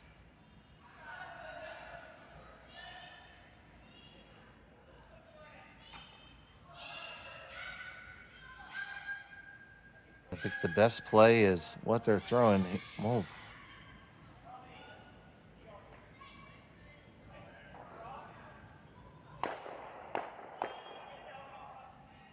Are they playing to pick the one out of the back or run the yellow? And that's the way, what they just indicated there, that's how you make sure you only give up 3 this end, which you certainly didn't want to say was an acceptable outcome. Because just a couple stones ago, you were talking about stealing. Now you're saying, let's find a way not to give up 4.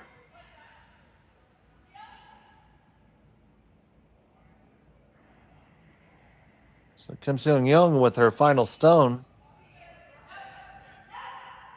Just trying to catch a little sliver of this red in the back so they can kick the one out. And they do. That's very well executed. That's certainly not easy, but leaves a wide open draw for 3. Take a look at that again. You see that from the hack. You see 1/8 of a stone, maybe. You just have to have faith that you know it's there. You know you can brush it clear. And out it goes. And if they find a way to win this game, it's really likely because of a shot like that. But they're only in that situation because they went really hard for the gusto there with that freeze attempt on the one stone, which Cory Dropkin threw a little bit too heavy. But they weren't able to convert, and the Coreys pounced on the opportunity. So now sitting 2, final stone of the 6th end, just needs full 8 foot for a 3rd point.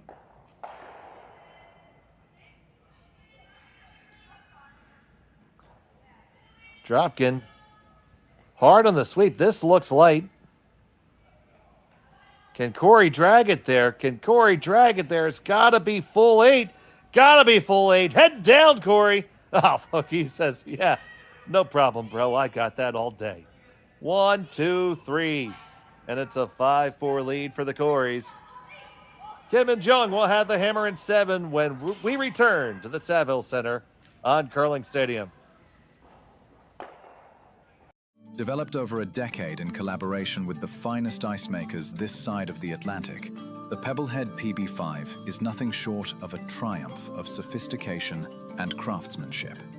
Weighing less than half its lumbering copper predecessors, yet boasting 10-fold their durability, the PB5 delivers perfect, consistent ice, time after time. The PB5 by Pebbleheads.com, the apex of ice-making ingenuity for the roaring game of curling.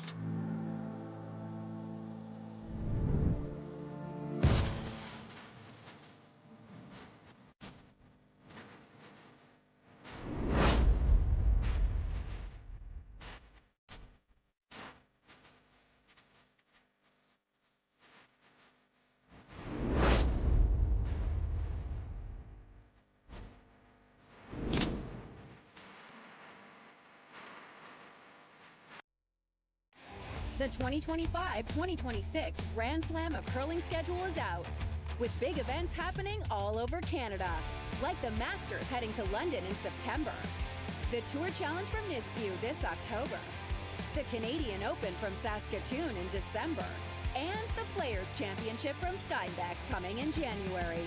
Early bird weekend and full event passes on sale now at gsoctickets.com. Let's rock. And welcome back to Curling Stadium, and 3-spot on the power play for Cory and Korey.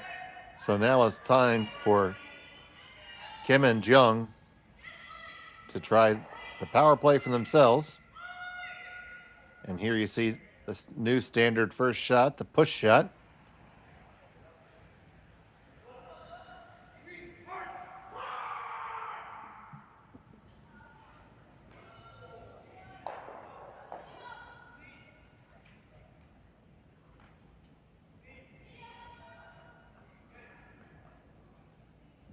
Now remember, wherever they throw this stone, as long as it's in play, it's still protected.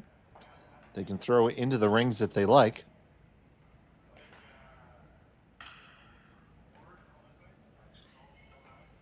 Looks like they're going to play full 12 on the same side as what they already had.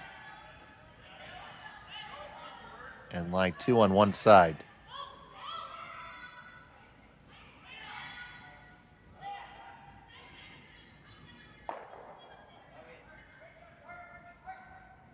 Love to have that guard possibly bite the rings. That's going to do, well, not a whole lot, honestly.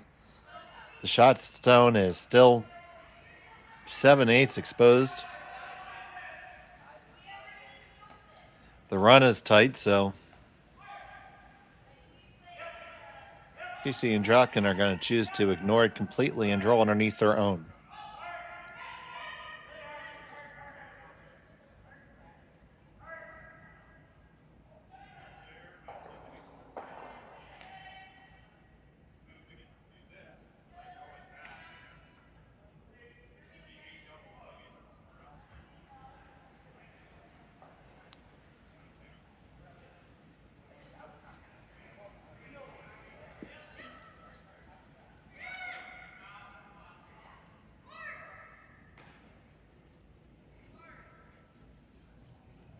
Well, that one comes all the way to the back 4, not under anything really.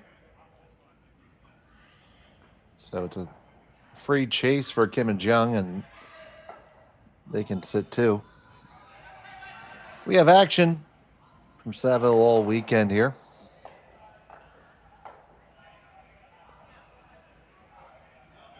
Our next featured game today is at 2:30. We're going to have Walker and Myers versus Moores and Wheeler.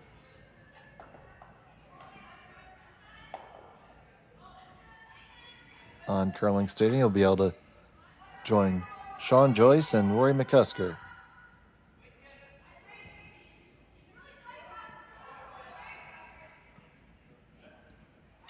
I'll be back with you tomorrow for the finals.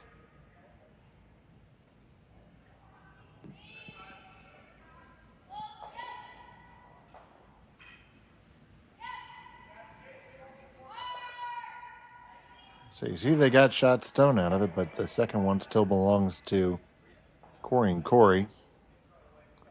They think they can play a nice down weight shot, get past the high guard onto their own.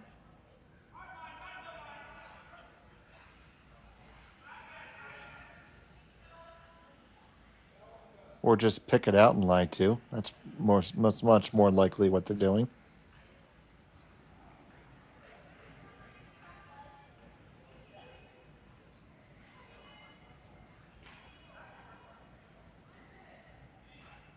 So, Dropkin.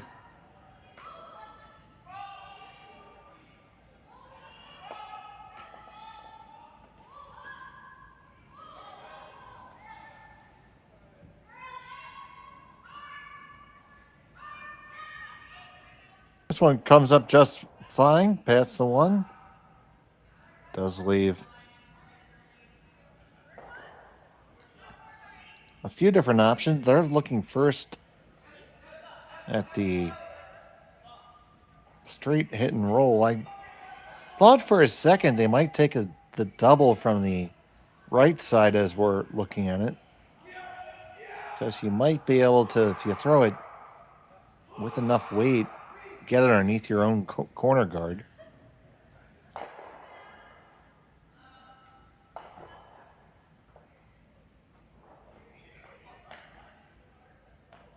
Because at this point, you still want to try to find a way to think three. Have to counter the three that you just gave.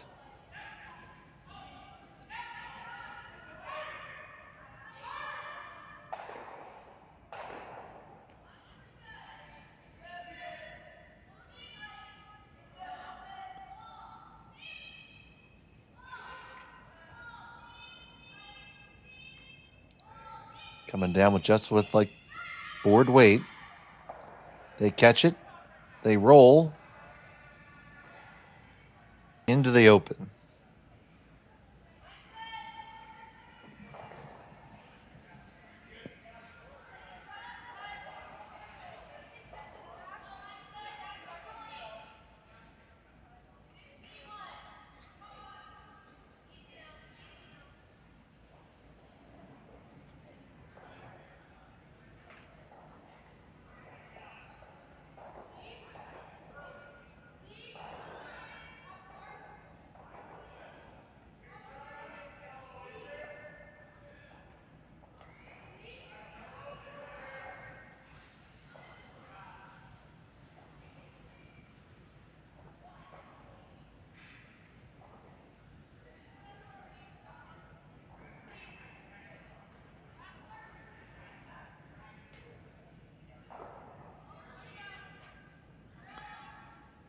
So last stone from Cory.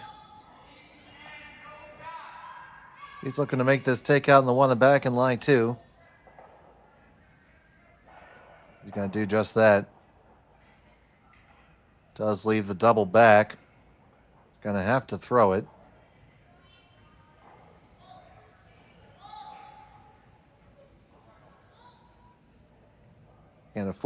Can't really afford to wait any longer to throw this.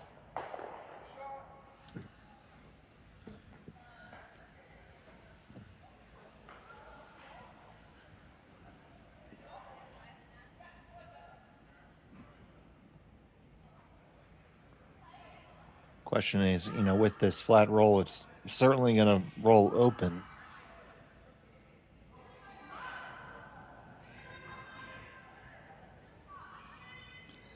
A couple spots to hit it perfect where it won't, but quite a few more that aren't.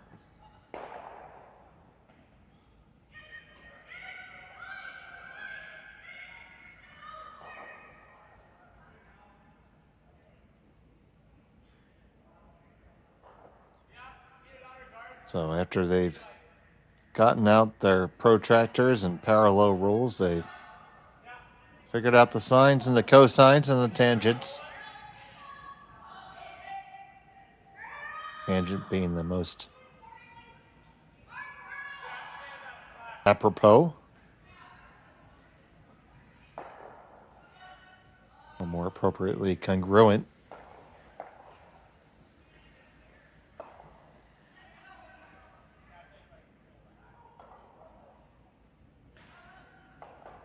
It's just a sliver less dice.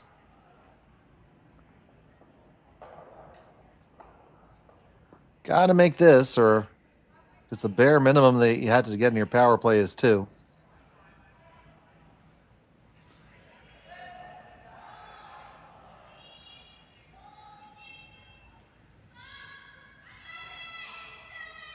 Trying to walk it over, this is not even nose.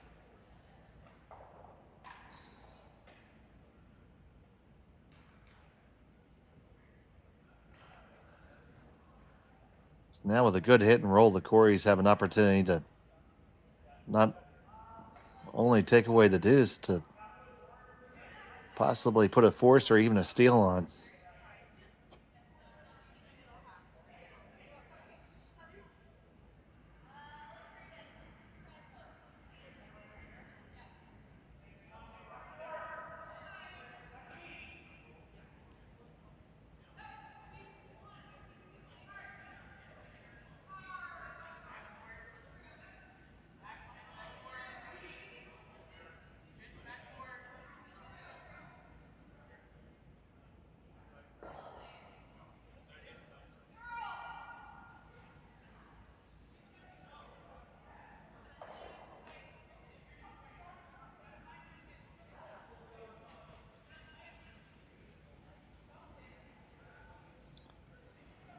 So Cory Thiesse trying to hit and roll underneath cover here.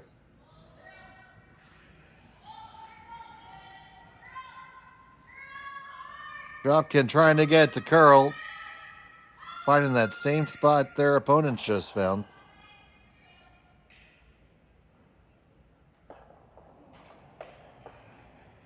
And it does not come in for second stone. So now it's just a nose hit and the one in the back for two.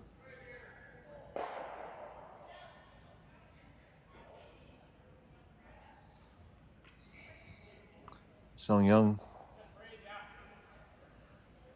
trying to figure out the ice that she wants for this shot.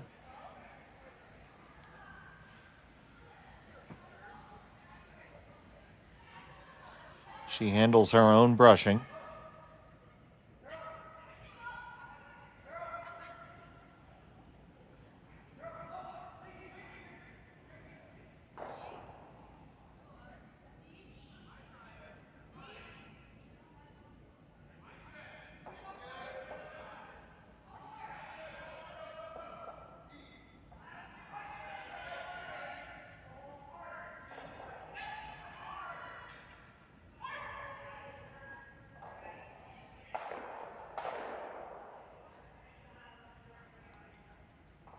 Final stone of the seventh end. Knee and nose hit for deuce.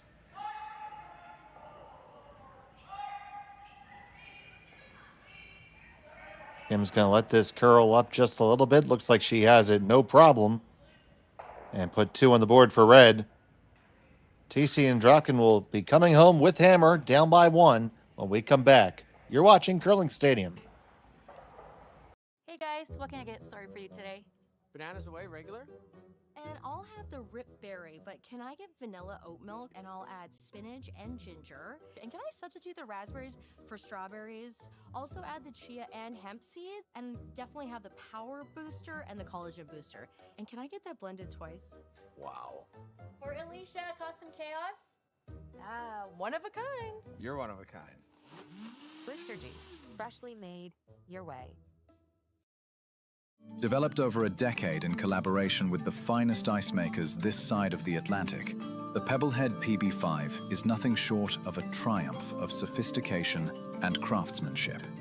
Weighing less than half its lumbering copper predecessors, yet boasting tenfold their durability, the PB5 delivers perfect, consistent ice, time after time. The PB5 by Pebbleheads.com, the apex of ice-making ingenuity for the roaring game of curling. Live curling rocks. And this November, the best in the world are coming to Tahoe. Get your seats now at gsoctickets.com. But hurry, early bird pricing ends soon.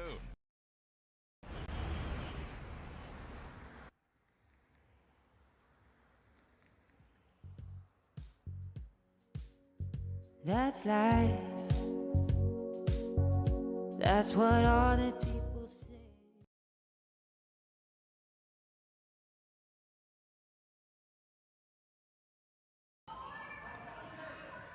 Welcome back to Edmonton. It's the Saville Mixed Doubles Classic here on Curling Stadium. Tune into a good one if you woke up this morning. We have Kim and Jeong with a one-stone lead over Thiesse and Dropkin. Both teams have used their power play. It is Thiesse and Dropkin with the hammer here in end number 8. I'm Dave Schmel. I'm happy to have you joining us here on Curling Stadium. Please make sure you like and subscribe. Hit that thumbs up button. Really does help us out. And back holding down the ones and twos is Connor Sims.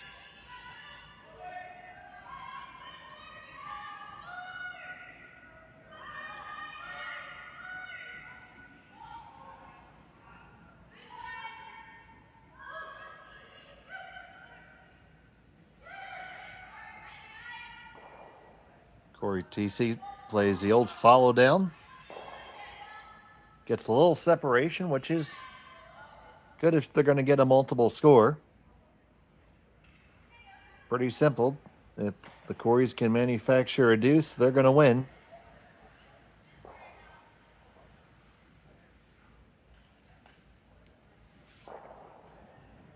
If Kim and Jeong can find a way to force their opponents, it would move the scales tremendously in their favor.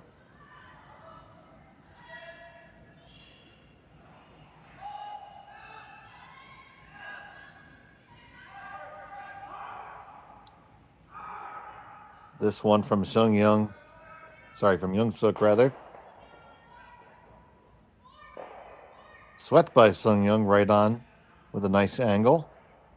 Good shot.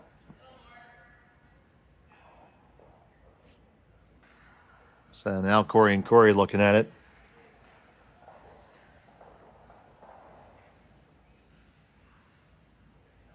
First instinct would be a corner freeze on the right-hand side as we look at the long view. Get there from whatever turning you like, really. They're thinking out turn.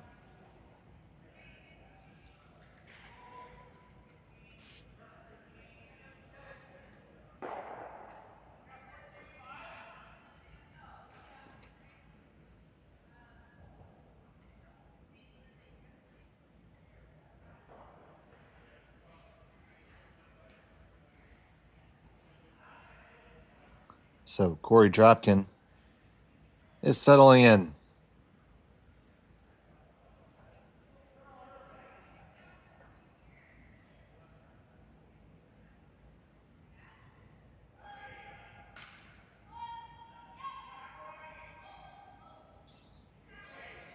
Just keeping it clean right now. Wheat coming off of it a good deal, starting to lose the line. Just squeezes past the guard. Is it going to overcurl to the other side? Probably hangs on to just enough angle. It did certainly overcurl on him a little bit. There you see the situation. Shot stone belonging to the Coreys. Second and third to Kim and Jeong.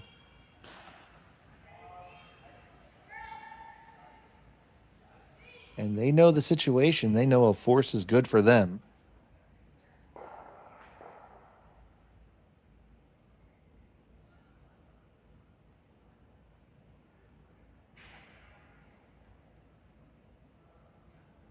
The tighter they can keep that area, and we see timeout being called.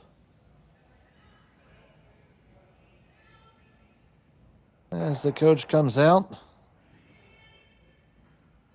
have a couple other final scores. Ueno Yamaguchi has defeated Wheatcraft and Nogler by a score of 8-3. Gray Withers is holding a 5-4 lead over Papley Van Amsterdam. Jackson Butler 9-6 after 6 over Damen and Van Amsterdam. Kalkin McAlpine 4-3 over Yarmuk and Sawiak.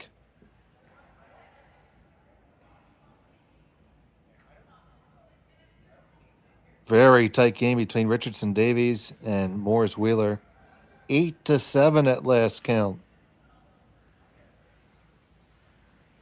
Only once has a single point been scored in that game. That game is on Sheet 8, also available on one of our streams.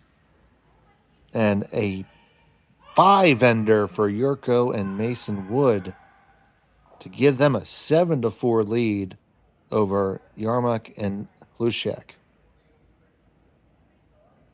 That gets you caught up on the scores around the barn here at the Saville Center.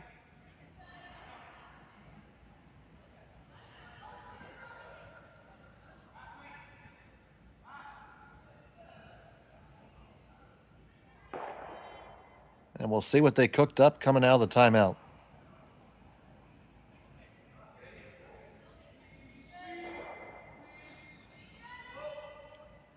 You have an array of corner freezes available and also a straight guard available. See what they decided was the best course of action.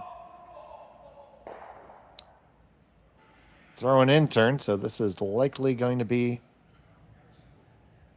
of the guard variety.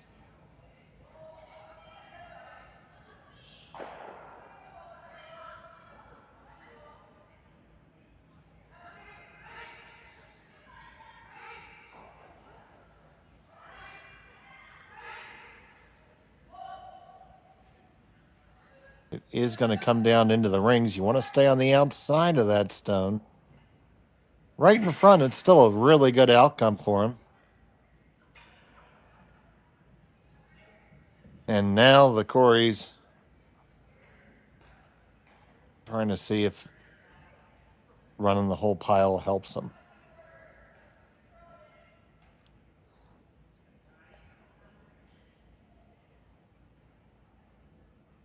So you run the red guard back onto the next red. Timeout's being called. The yellow goes to the red. Both the red and the yellow are staying around. The yellow that's on the button is going to kiss off the red on the back of the button. Come out to the left a little bit, and then that red will dead jam back on the Thiesse and Dropkin stone and be sitting quite possibly one red if you were to hammer it.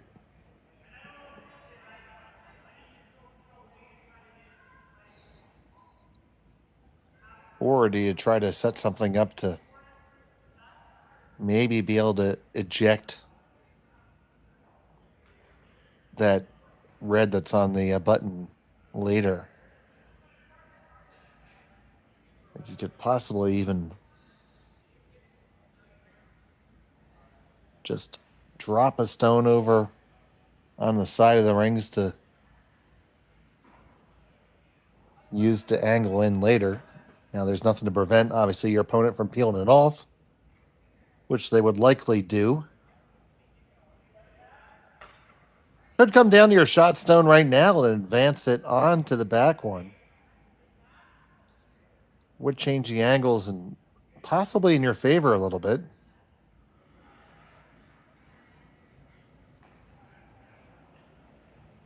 But it looks like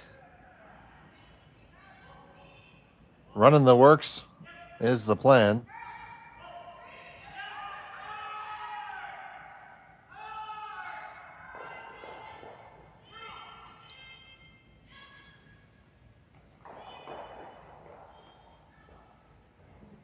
Guard's a good option, Teresa.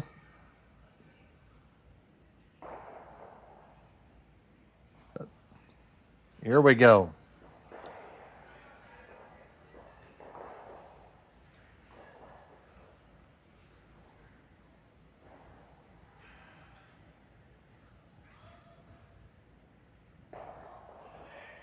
That one seemed to move unnaturally right there, just over the hog line.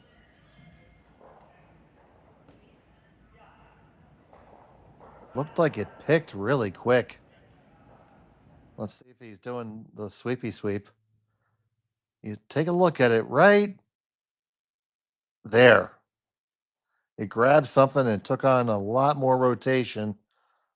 And they were just going to split the guards there to give themselves something to run, which would have been good because there would have been no way for their opponent to remove both of them, but that's just an unfortunate break.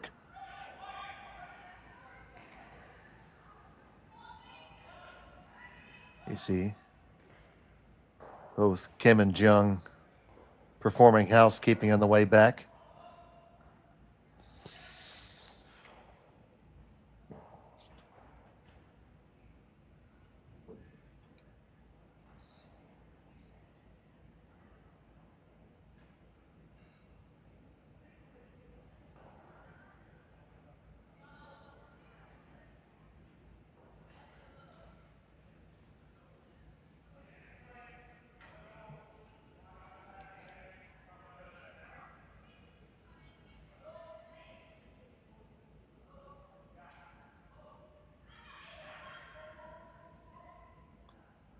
And that one did not make it over the hog line. So basically, for all that, 2 free stones and nothing happened.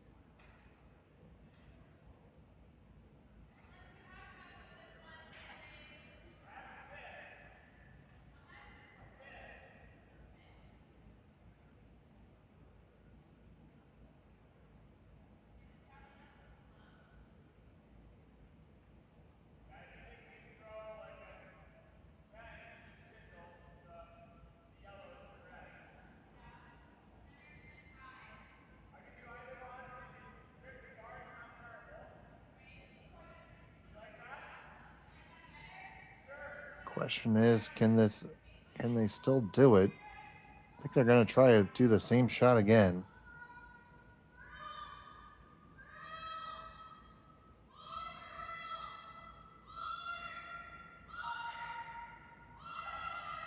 This one's coming with a little bit more weight.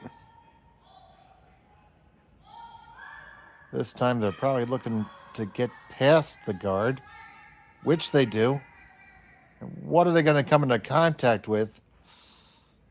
Just the top one for Kim and Jeong, and that is extremely interesting because now Kim and Jeong can excise that shot stone that Thiesse and Dropkin have been hanging on to for the tie. It does not come without risk, though. You could certainly mess up the works and give the Coreys a chance to win the game, so a lot of argument to be made to throw a guard of some sort in here.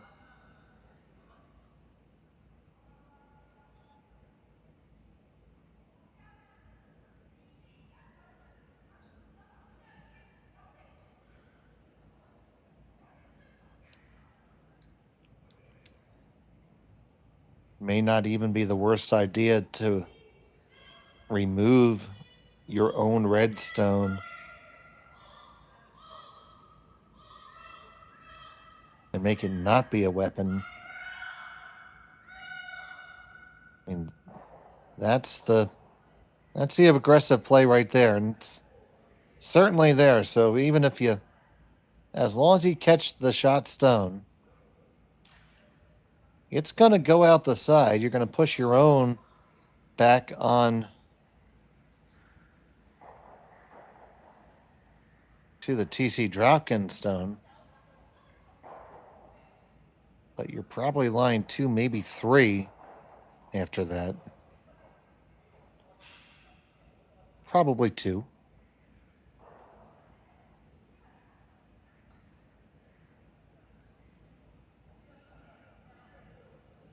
As it stands right now, there's not a whole lot that Cory and Korey can do to score 2.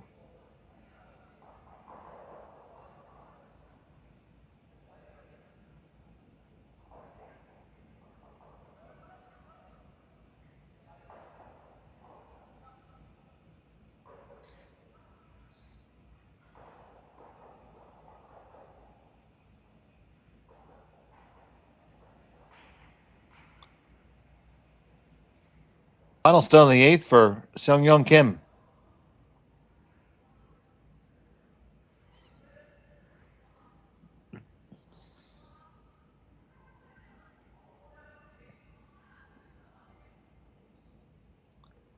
And they are just going to guard.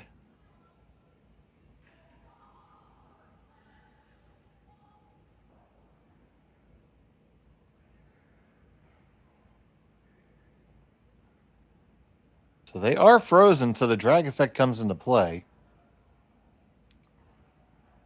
The drag effect, basically, for those of you who might not be familiar with it, means that if you play and hit almost as if that top stone wasn't there, the action will transfer onto the back stone a lot more than you think it would.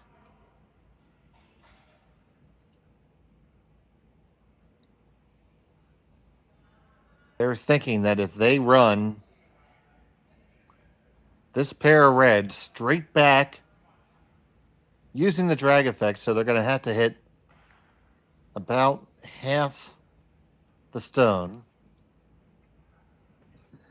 that it will go back onto the yellow, onto the red, and kick it out just far enough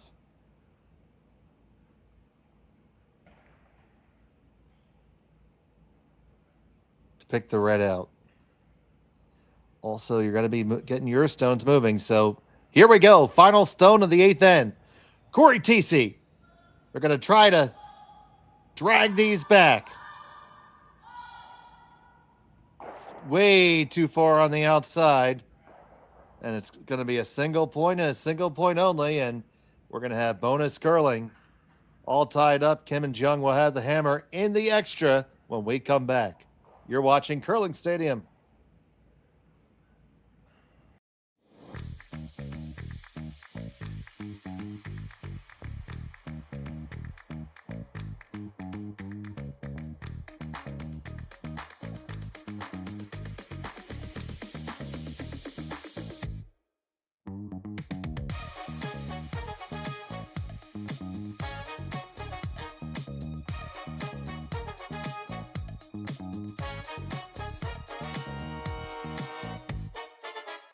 Hey guys, what can I get started for you today? Bananas away, regular? And I'll have the rip berry, but can I get vanilla oat milk and I'll add spinach and ginger? And can I substitute the raspberries for strawberries? Also add the chia and hemp seed, and definitely have the power booster and the collagen booster. And can I get that blended twice? Wow. For Alicia, custom chaos. One of a kind. You're one of a kind. Booster juice, freshly made your way. And welcome back to the Saville Community Sports Center. Dave Schmel joking with our producer Connor Sims in between, and we do have some bonus curling here from the Saville Center. It was a really tough shot for Cory Thiesse and Cory Dropkin. Shot that not 1,000% convinced was there. I think it may have been better served playing something off the stone that was in the 8-foot, but it's a choice they made. They just, unfortunately, weren't able to execute it.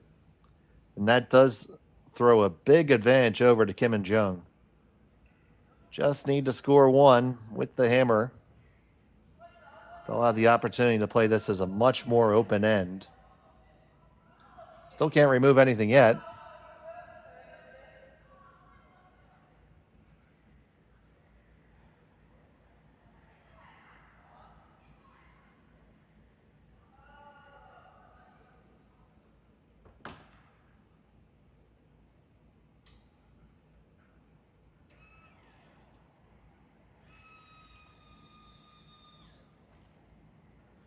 First one on the way from Seonyeong.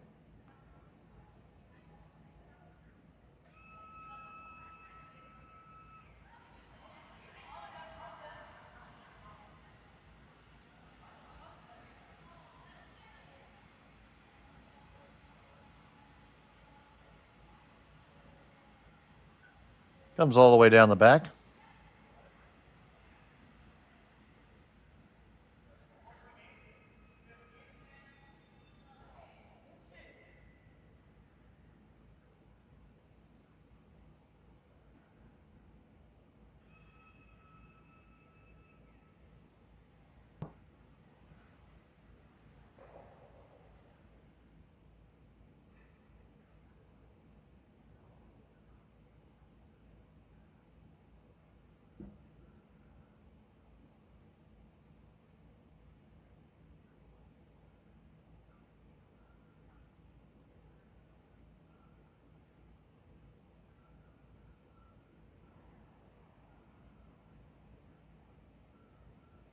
So Corey Dropkin's going to look to freeze one in there. That's going to have to be their way out of this, weld their way in.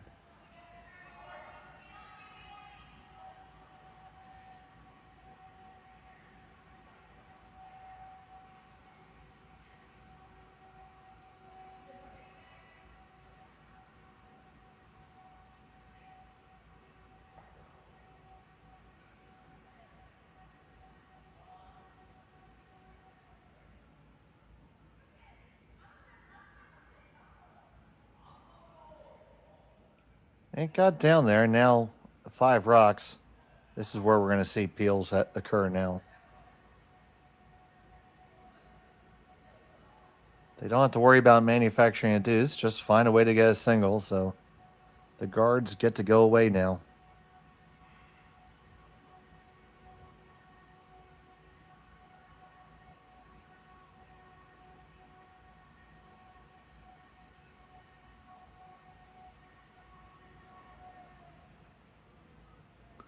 So here's Yeongseok on the peel.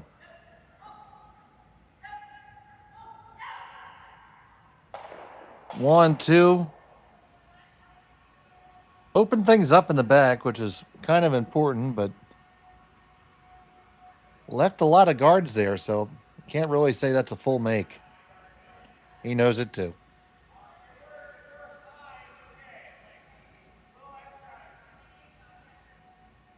Opportunity for the Coreys to lock in there. They have to just try to find a way to make that pile really, really heavy.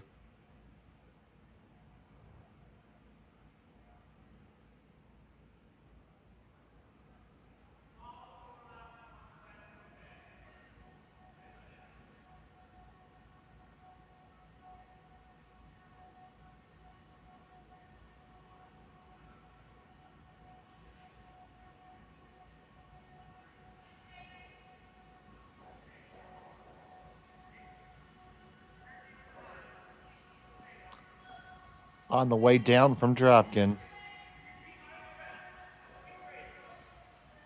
This one's just going to be a guard, which is not bad. Gets in a good spot, but left an angle for a double peel, so I have no doubt that that's coming.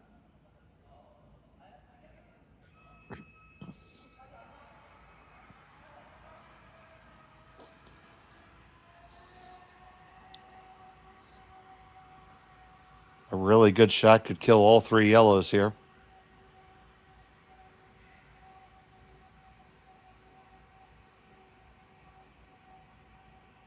Yellow onto the red, onto the 2 yellows in the rings. Extremely difficult, but the angles do angle. So on the way from Yeongseok.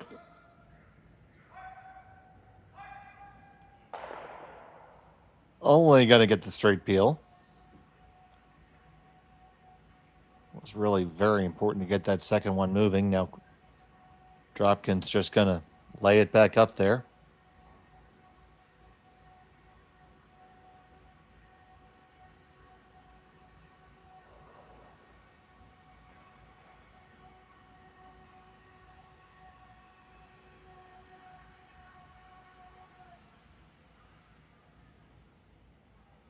Our feature game is the only game left out there. So all eyes on Cory Dropkin.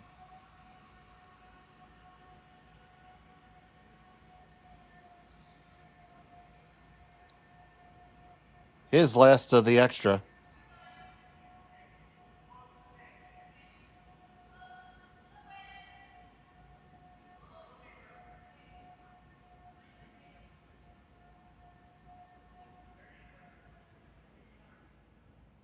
And the guard is back up. Significantly tighter this time.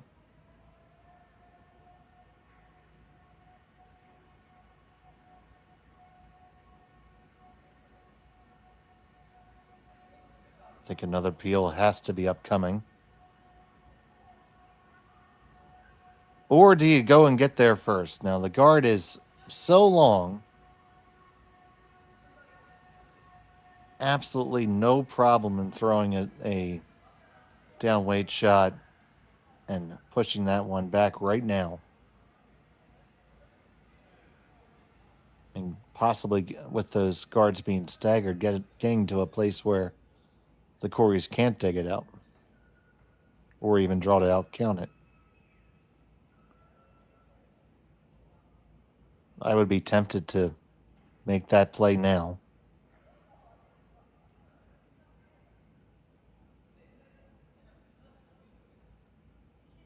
Now the question is, are you going to look to how far do you want to move it? Do you want to kill it? Do you just want to tap it back?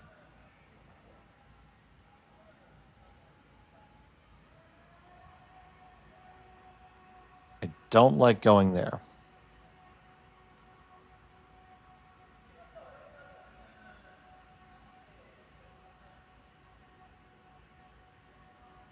I think you just have to make a shot on the shot stone right now. The staggers hurt both teams now, so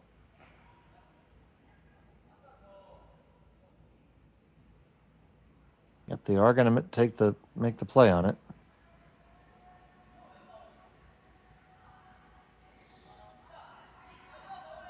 This ice looks to be maybe about back 4, back 8 weight.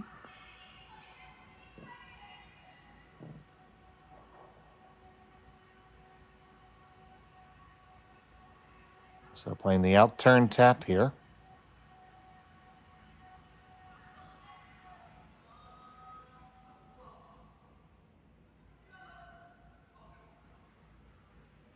Adjusting the broom with just a sliver of ice. Huge shot for Yeongseok Jeong. His final of the extra. Seonyeong on the line call, telling him to sweep. Now we're off it. We're going to be clear of the guards, no problem. Need to get clear of the second one. Pass the second one. Yes! And onto it and push it back. And they are shot rock. Top button.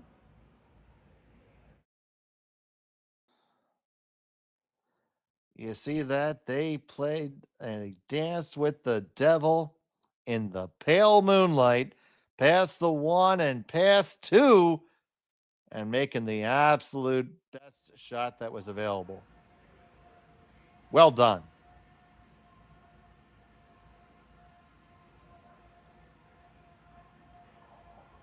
So now the Coreys have to draw the shot themselves here. Dropkin getting himself limbered up for a big scrub.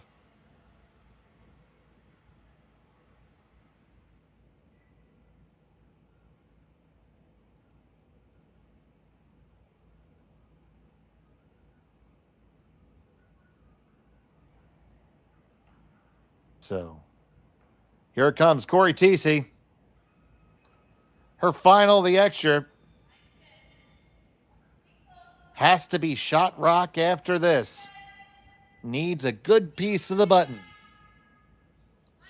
Cory Dropkin. Watching it. It's going to have plenty of room past the guard. All about the weight right now. Has to settle in and stop on the lid. Settle in and stop. It does hold on. Shot stone right now for the Coreys. 2 ways to get there. They're going to play what is probably the easier of the two. Tap on the one they just threw. Now you don't have to get quite as friendly with the guards here.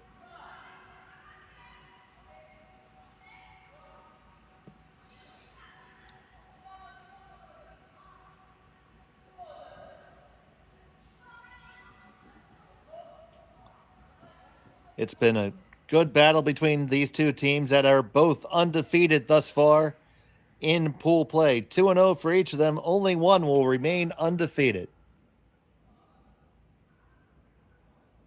It's Cory Thiesse and Cory Dropkin, line 1.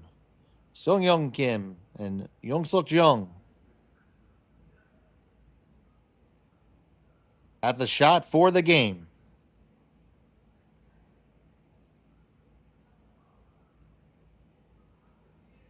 So you're getting it visualized in your head. You see yourself make it. You see it made.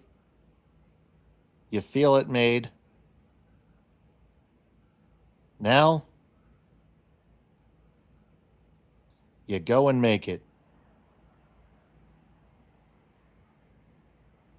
Final stone of the extra, facing a loss. Yeongseok just watching it now, hard on the line. Past the first guards, no problem. Now here come the second set of guards. Need to get past this guy too. Really close to get ricochet off and just grab a little piece of it. You did not hold the line, and it's a steal of one and the win for Cory Thiesse and Cory Dropkin. Wow. Take another look at this. They said, man, we got plenty of room. We got all day. We got all the daylight. And then all of a sudden the daylight went away and they could not hold it. And they give the victory to Cory Thiesse and Cory Dropkin. So you can make that final 7-6 in favor of Thiesse and Dropkin. They remain undefeated, 3-0 in pool play. Kim and Jeong fall to 2-1. Stay with us all weekend here on Curling Stadium. We'll have all the action. Thank you so much for joining us. From the Saville Community Sports Center, for Connor Sims, I'm Dave Schmel. Thanks for watching. Live curling rocks. And this November, the best in the world are coming to Tahoe. Get your seats now at gsoctickets.com. But hurry, early bird pricing ends soon. Hey guys, what can I get started for you today? Bananas away, regular? And I'll have the rip berry, but can I get vanilla oat milk? And I'll add spinach and ginger. And can I substitute the raspberries for strawberries? Also add the chia and hemp seed, and definitely have the power booster and the collagen booster. And can I get that blended twice? Wow. For Alicia, Custom Chaos? One of a kind. You're one of a kind. Booster juice, freshly made your way.